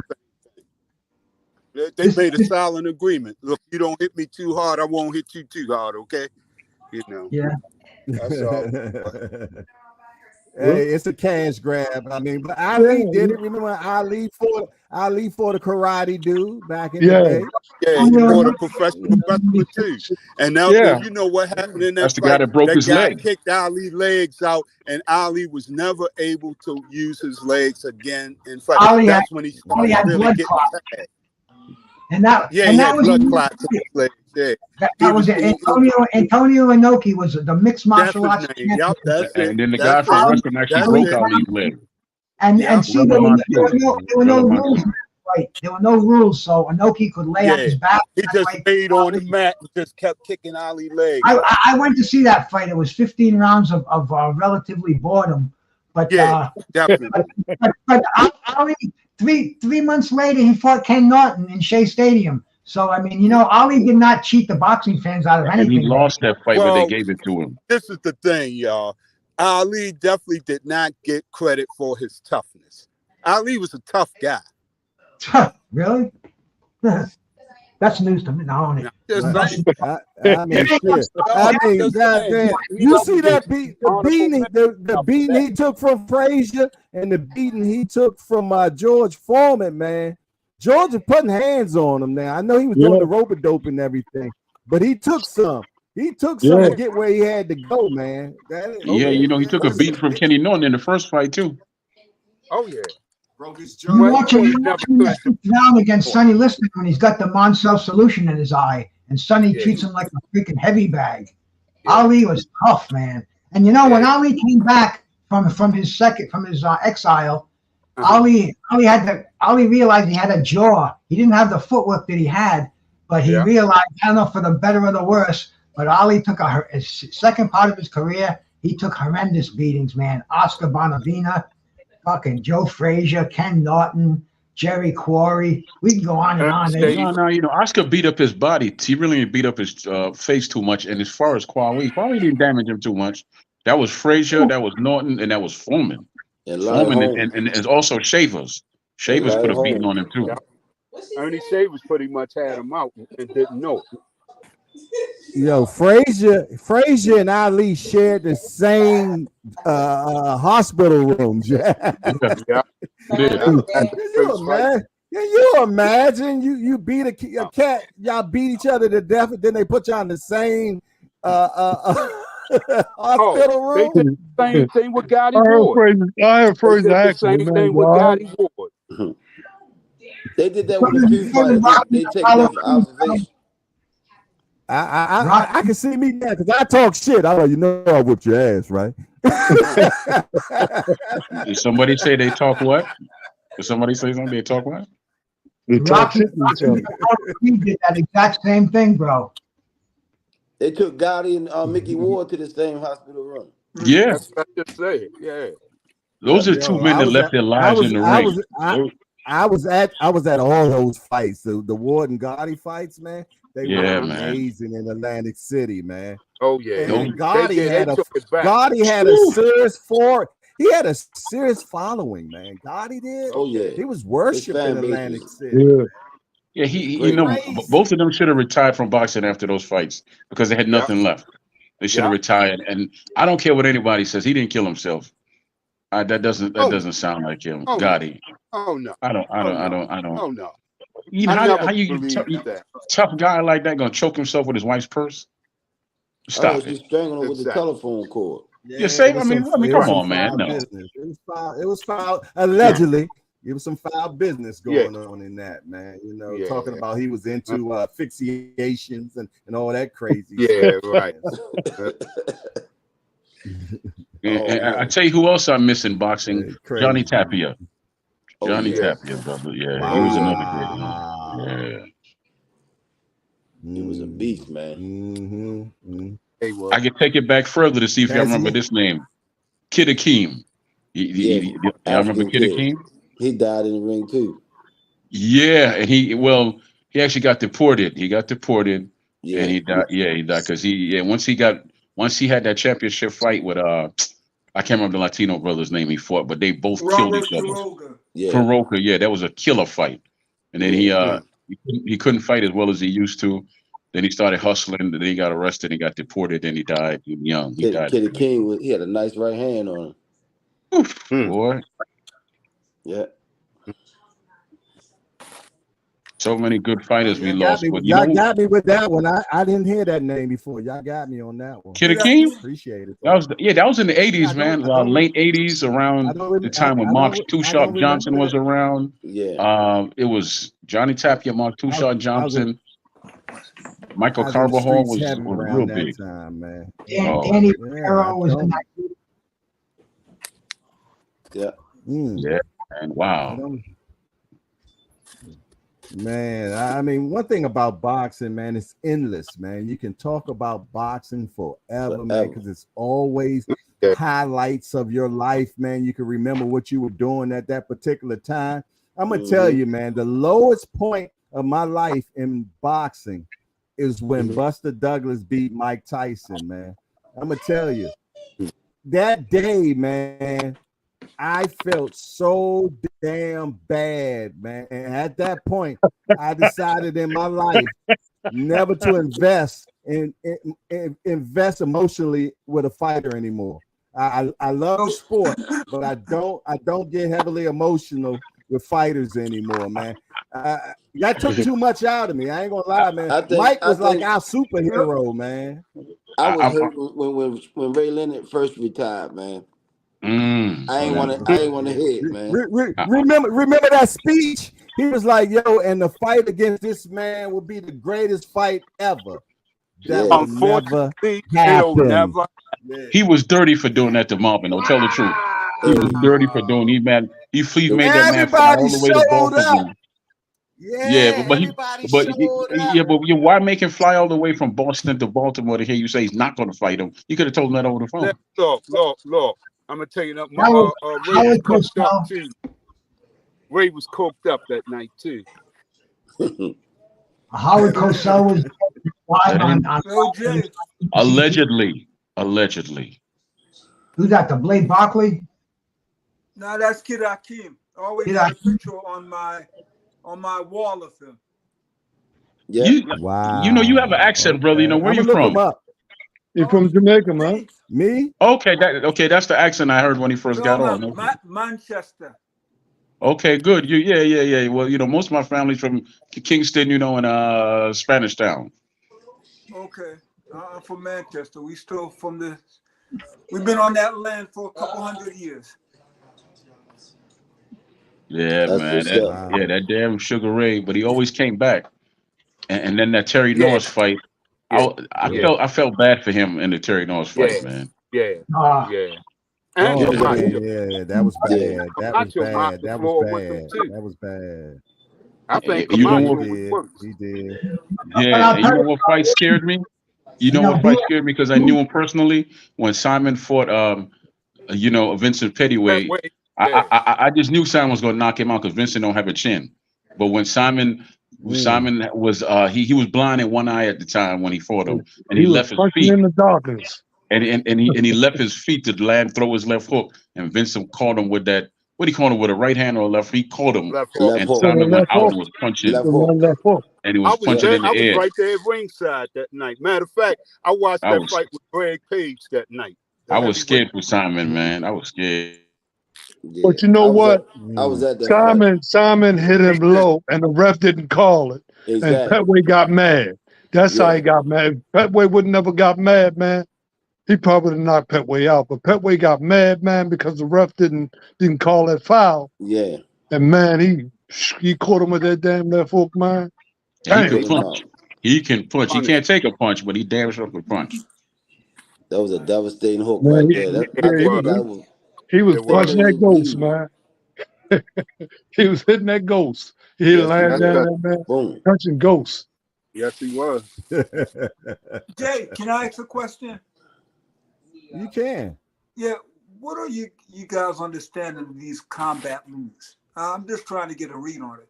Where you have all there's Combat one league? coming up in Philly.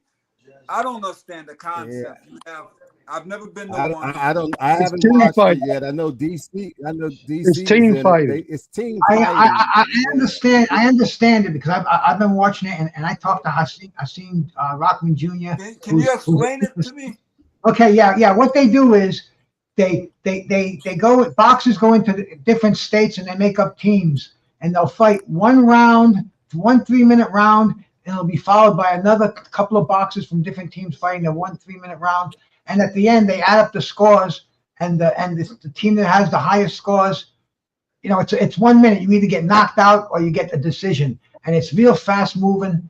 And the fighters like it because they're getting paid. They're getting paid good money, and you know, it doesn't count on their records. It's like I said, it's a 1 round, and it's a lot of action. It's pretty cool, man. It's pretty cool, The George. only thing they said don't go on your record, but if you get KO, ain't nobody gonna invest in you. No, exactly. You know? Curtis Harper looked good a while ago. I think he was with Texas. He was knocking out guys. Then he got knocked out. So all of a sudden, his So momentum. let me ask a question, Coach. How many people on each team? It's 15, a whole I team. And then How many people on each I think it's team? 15. Is it and then 5? look, Is look. it 10? Is it 15? what if you're a slow starter and they making you fight in 1 round? Right, but I'm saying how many people? We take a team, right? Say we have the I'm not sure. Baltimore team and the Philly team. How many people on each team? It's show maybe up? about 15. There's females Yeah, on it too. 12 to Female. 15. Folks, I'm asking a simple question. I'm trying to understand. How many people on each team when they go to the show? 15. They said 15. They say 15. 15. 15. I could find out for you if you want me to. Oh, But it's about 15. 15. Yeah. Oh my God. And everybody fight 1 round? Yes. And it's 3 minutes? Yeah. Oh, Yes. But when you win that round, you come on and fight again because they fight a couple of times that night. It's not, they don't just have 1 round. oh. They come on.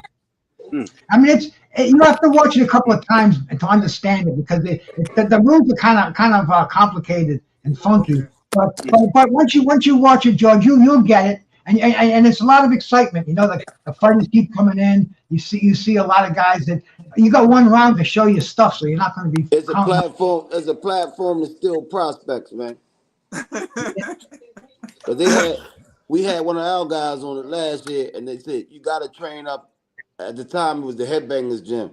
All the fighters got to train there, but you not the coaches. Right. You understand what I'm saying? Hell no. That's the rumor. Was you got to train at the Headbangers if we was in it last year. That shit was crazy. It sounds confusing to me. Just like they have this thing called chess boxing, where you play chess, then you go box. It's not in America yet, but it is a real thing. It's chess. It's called chess boxing. Go ahead and Google it. Matter of fact, you don't have to Google it. You know, look up on YouTube. Just type in chess boxing. I mean, you sit there and you're like, okay, YouTube checkmate. wheelchair boxing. They got Time to go in the wheelchair ring. boxing. Crazy, man. Yeah. They got wheelchair boxing too. That I've seen before. One of my buddies did it. Mike on Sports. He did it. He used to be on the Boxing Voice, but he has his own show now called Mike on Sports, and he's in the wheelchair. Yeah. Yeah. You know, I challenged fact, the host. I actually challenged the host of the, the Boxing Voice to a fight years ago. But I said something about Oh, being wait in a a minute. wheelchair. Are you that Troy? Are you that Yes, Troy Graham? that's me. I know you then, because I'm Jay Hardcore. I started around over that way. Yeah, And you brother. used to The come man, in the there, myth, the you had legend. like you used to have an orange logo. Yeah, I remember you, man. You was a troll back then too, bro. Nah, I mean, okay, listen. Okay, before it gets out of hand, I just had an issue with how he talked to people. He was very disrespectful, and then he said he doesn't do his research. He didn't study the sport. So how you gonna talk to me about the sport and you don't study the sport? I don't want to hear that. I remember when I seen your name last week, and I'm like, I wonder is that the same Troy from the Boxing Voice 5 years ago? Yeah, look, I got a lot of respect for him as a podcaster, and I've said this to his face. But as far as boxing knowledge, no. Yeah, because my a- intro, I had an intro that started most people with the Roger Mayweather don't know shit about boxing. That was my intro. I had Dollar DiBiase make my intro for back then, and when I used to come on that show. He was very Okay, I remember. It was a good pod show. Remember, that's how I met Troy at Michael Zafe Avenue. They had a pod show. They used to come on every week. Yeah. That was with Mike and Scott.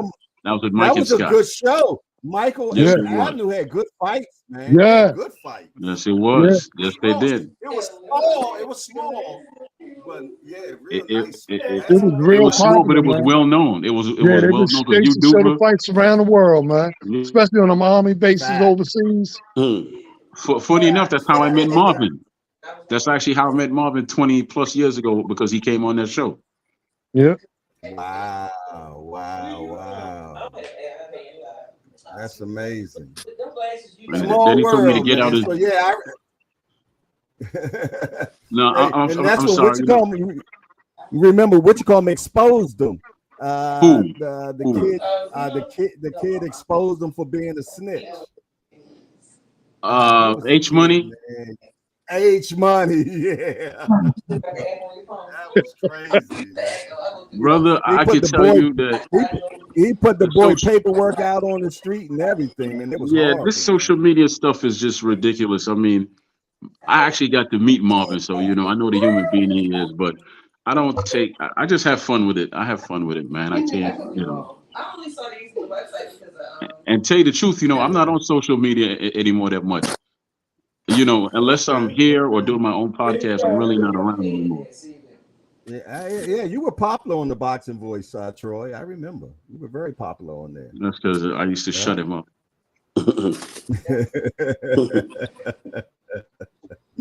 Wow. Okay, well, listen there, fellas. It's 9:45. We definitely had a good time as usual. That's my bedtime, man. I can't wait. I can't wait to have my dinner.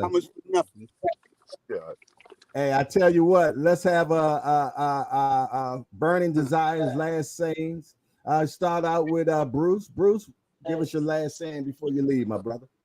Hey man, Sunday nights I'm digging on this more and more as we're doing it, man. And this is the heart of boxing.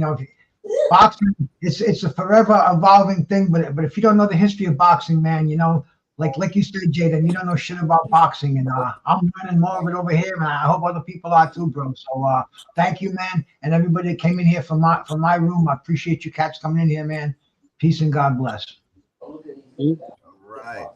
All righty, Troy. I'm thankful that let's just say that we're all men of a certain age, and we can come and have some good times and talk about boxing. And I appreciate that because not a lot of people know about Kid Akeem, but I got some people who know about him. And Brother Kenny. Yes, sir. Brother Kenny, hey man, I was just having fun with you, man. I got a lot of respect for what y'all do, brother. I have a lot of respect, but Marvin, my brother, man. I got a lot of respect for him. So I got a joke, yeah. I got a joke. I appreciate it. Yeah, all right, brother. It's all good, man. Hey, also, right? You know, Mr. Will, you still there?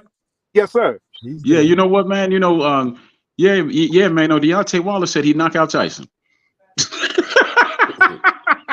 And then he woke up. He said he'll knock out Tyson. And then he woke up. Well, he always got a puncher's chance, so you never know, man. No, he doesn't. No, he doesn't. All right. George You saw Hansen. You saw that the last few fights. Yeah, he had a puncher's chance, but the problem is when that punch can't get there, then it's a problem. He has a punching chance if he can take a punch now. Right. All Jay, right. now only thing I have to say, man, it's always good to discuss boxing, and hey, how they put it, I love boxing. It's always good on a Sunday to talk about the upcoming fights in the history of boxing, because one of the things we find, and I'm glad someone mentioned the history of boxing, is that a lot of these young people, I shouldn't say young, a lot of people talk about boxing, but they really don't study the history of boxing. Of course. We have young people running around saying, I'm not disparaging Floyd. I'm a Floyd Mayweather fan, but people say Floyd Mayweather, the greatest fighter of all times. And I'm like, my God, do you know about Henry Armstrong, Sugar Ray Robinson?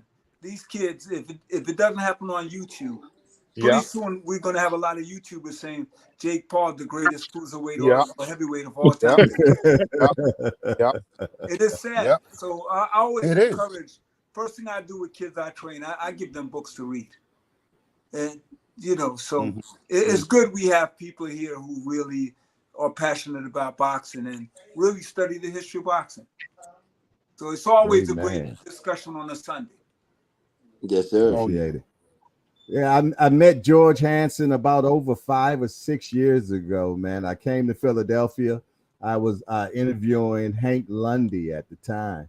And I met George Hansen at Mariatta's gym, or what's that called? Rec Center, Marion Anderson Rec in South Philly.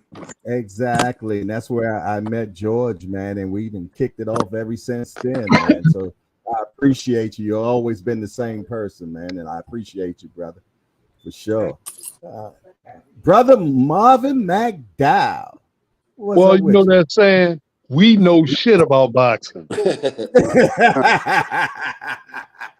I'll keep it like that. We know shit about boxing. I know that's right. I know that's right. And I met Marvin one time, man. I came to his gym, and I've been kicking with. I've learned so much from this brother, man, and I appreciate you as well, Marvin, for sure. Yeah, thank you, man. Thank you. Coach Kenny, what up? Man, look. What you got for me? Boxing coaches is the oldest coaches in all sports, man. So we gotta just take our knowledge and keep spreading it to the youth. With that being said, love over hate. That's right. Love over hate. Mr. Will. Well, thanks again for the opportunity to connect with you guys. I love talking boxing with you guys. You are the highlight of my weekend. That's all I can tell you. Oh, man, that felt good. Goodness gracious, man. I look forward to it, man, because I know I'm going to learn something, man. And I tell you what, the worst thing in the world is having a boxing conversation with somebody that doesn't know boxing. It is. Oh, my goodness. The worst conversation you'll ever have. Thank you for saying that. 30 and younger, man, they don't know shit about boxing. No. There's a ton of podcasters on here don't know nothing either. I hate when I open up a conversation with a person I thought maybe knew boxing, and then after they say about 3 words, and I'm like, damn, I wish I never got in this conversation.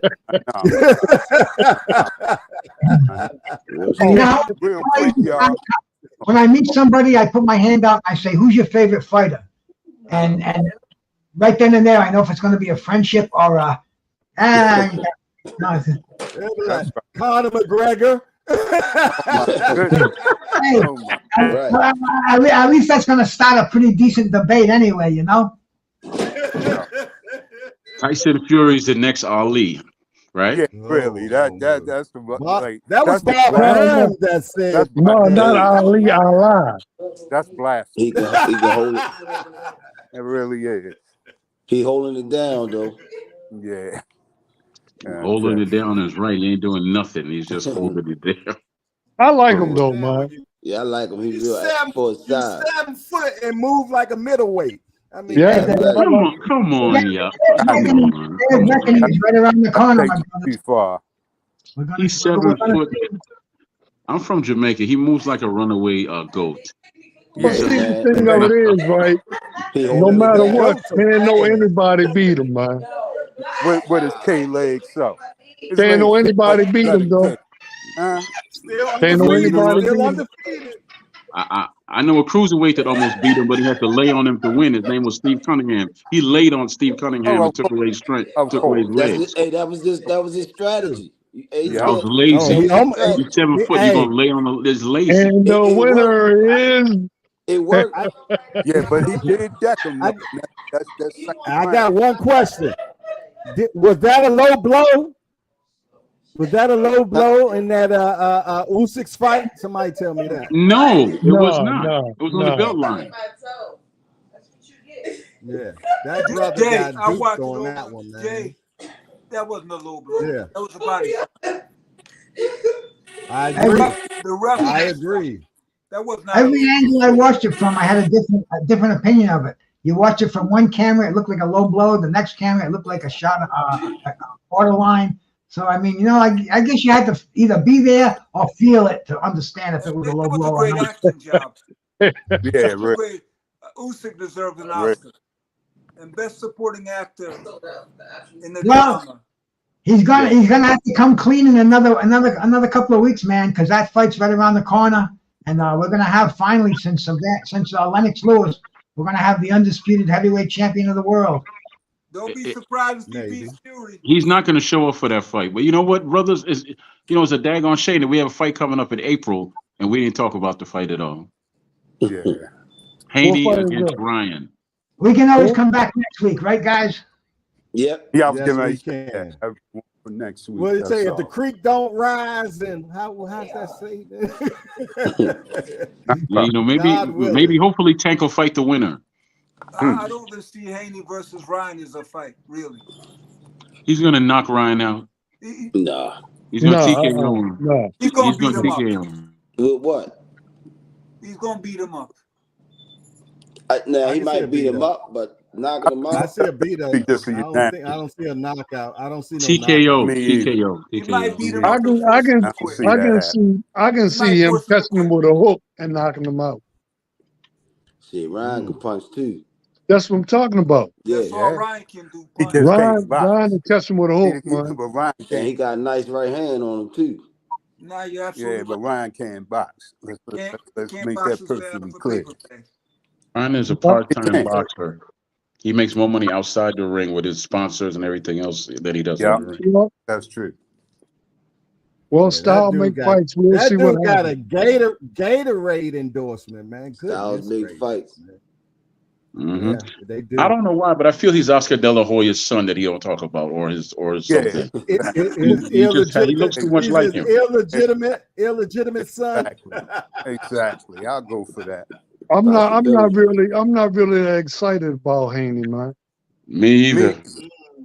I don't Tell us think why. anybody I'm is. interested. I'll be your Huckleberry. Tell us why. I'm not excited I'll about the tell you tank why, fight because either. I saw a big flaw with him with somebody that wasn't even gonna punch him, man. And that cat tapped him on the chin. He went back to the corner, man. I said, damn. Linares. Yeah, Yeah, Lenard. Yeah. Jorge Lenard. Yeah. yeah, and he ain't no puncher, man. Not at No, all. no.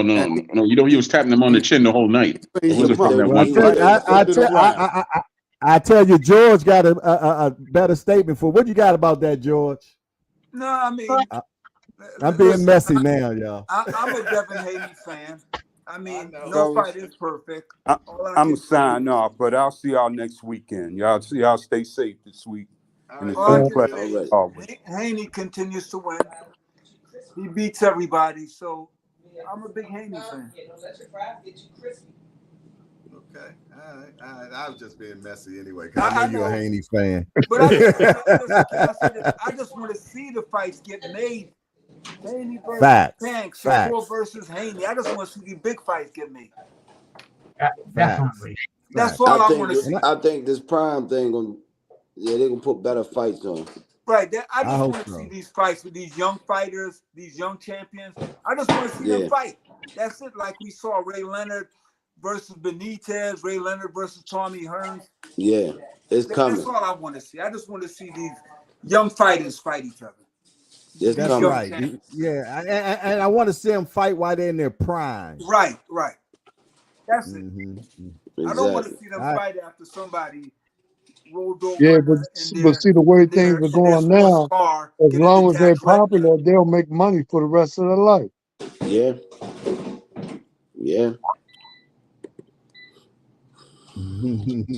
We'll see how it goes. All righty then.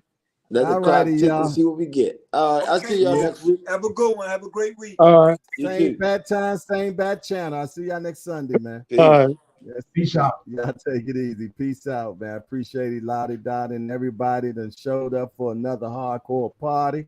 Another excellent show, man. I appreciate everybody that showed up. Thank you for the chat, man. Everybody in the chat that was holding us down, man. I thank you very much. Man, I just love this, man. When we do this, man, I learn stuff all the time, and I can't wait till next Sunday and we run it back again. Appreciate you, Troy. Good to reunite with you, my brother. Yeah, brother. I have to step off for a moment, but thank you, man. It's a good show. Like I said, we men of a certain age and we could talk and have fun. Ain't nobody over here talking no nonsense. But you know me. I come over here and I add the comic relief, but it's all respectful. I love it. I know? love it. Always, Yeah. always. And we show them how to do it, man. We show them how to do it.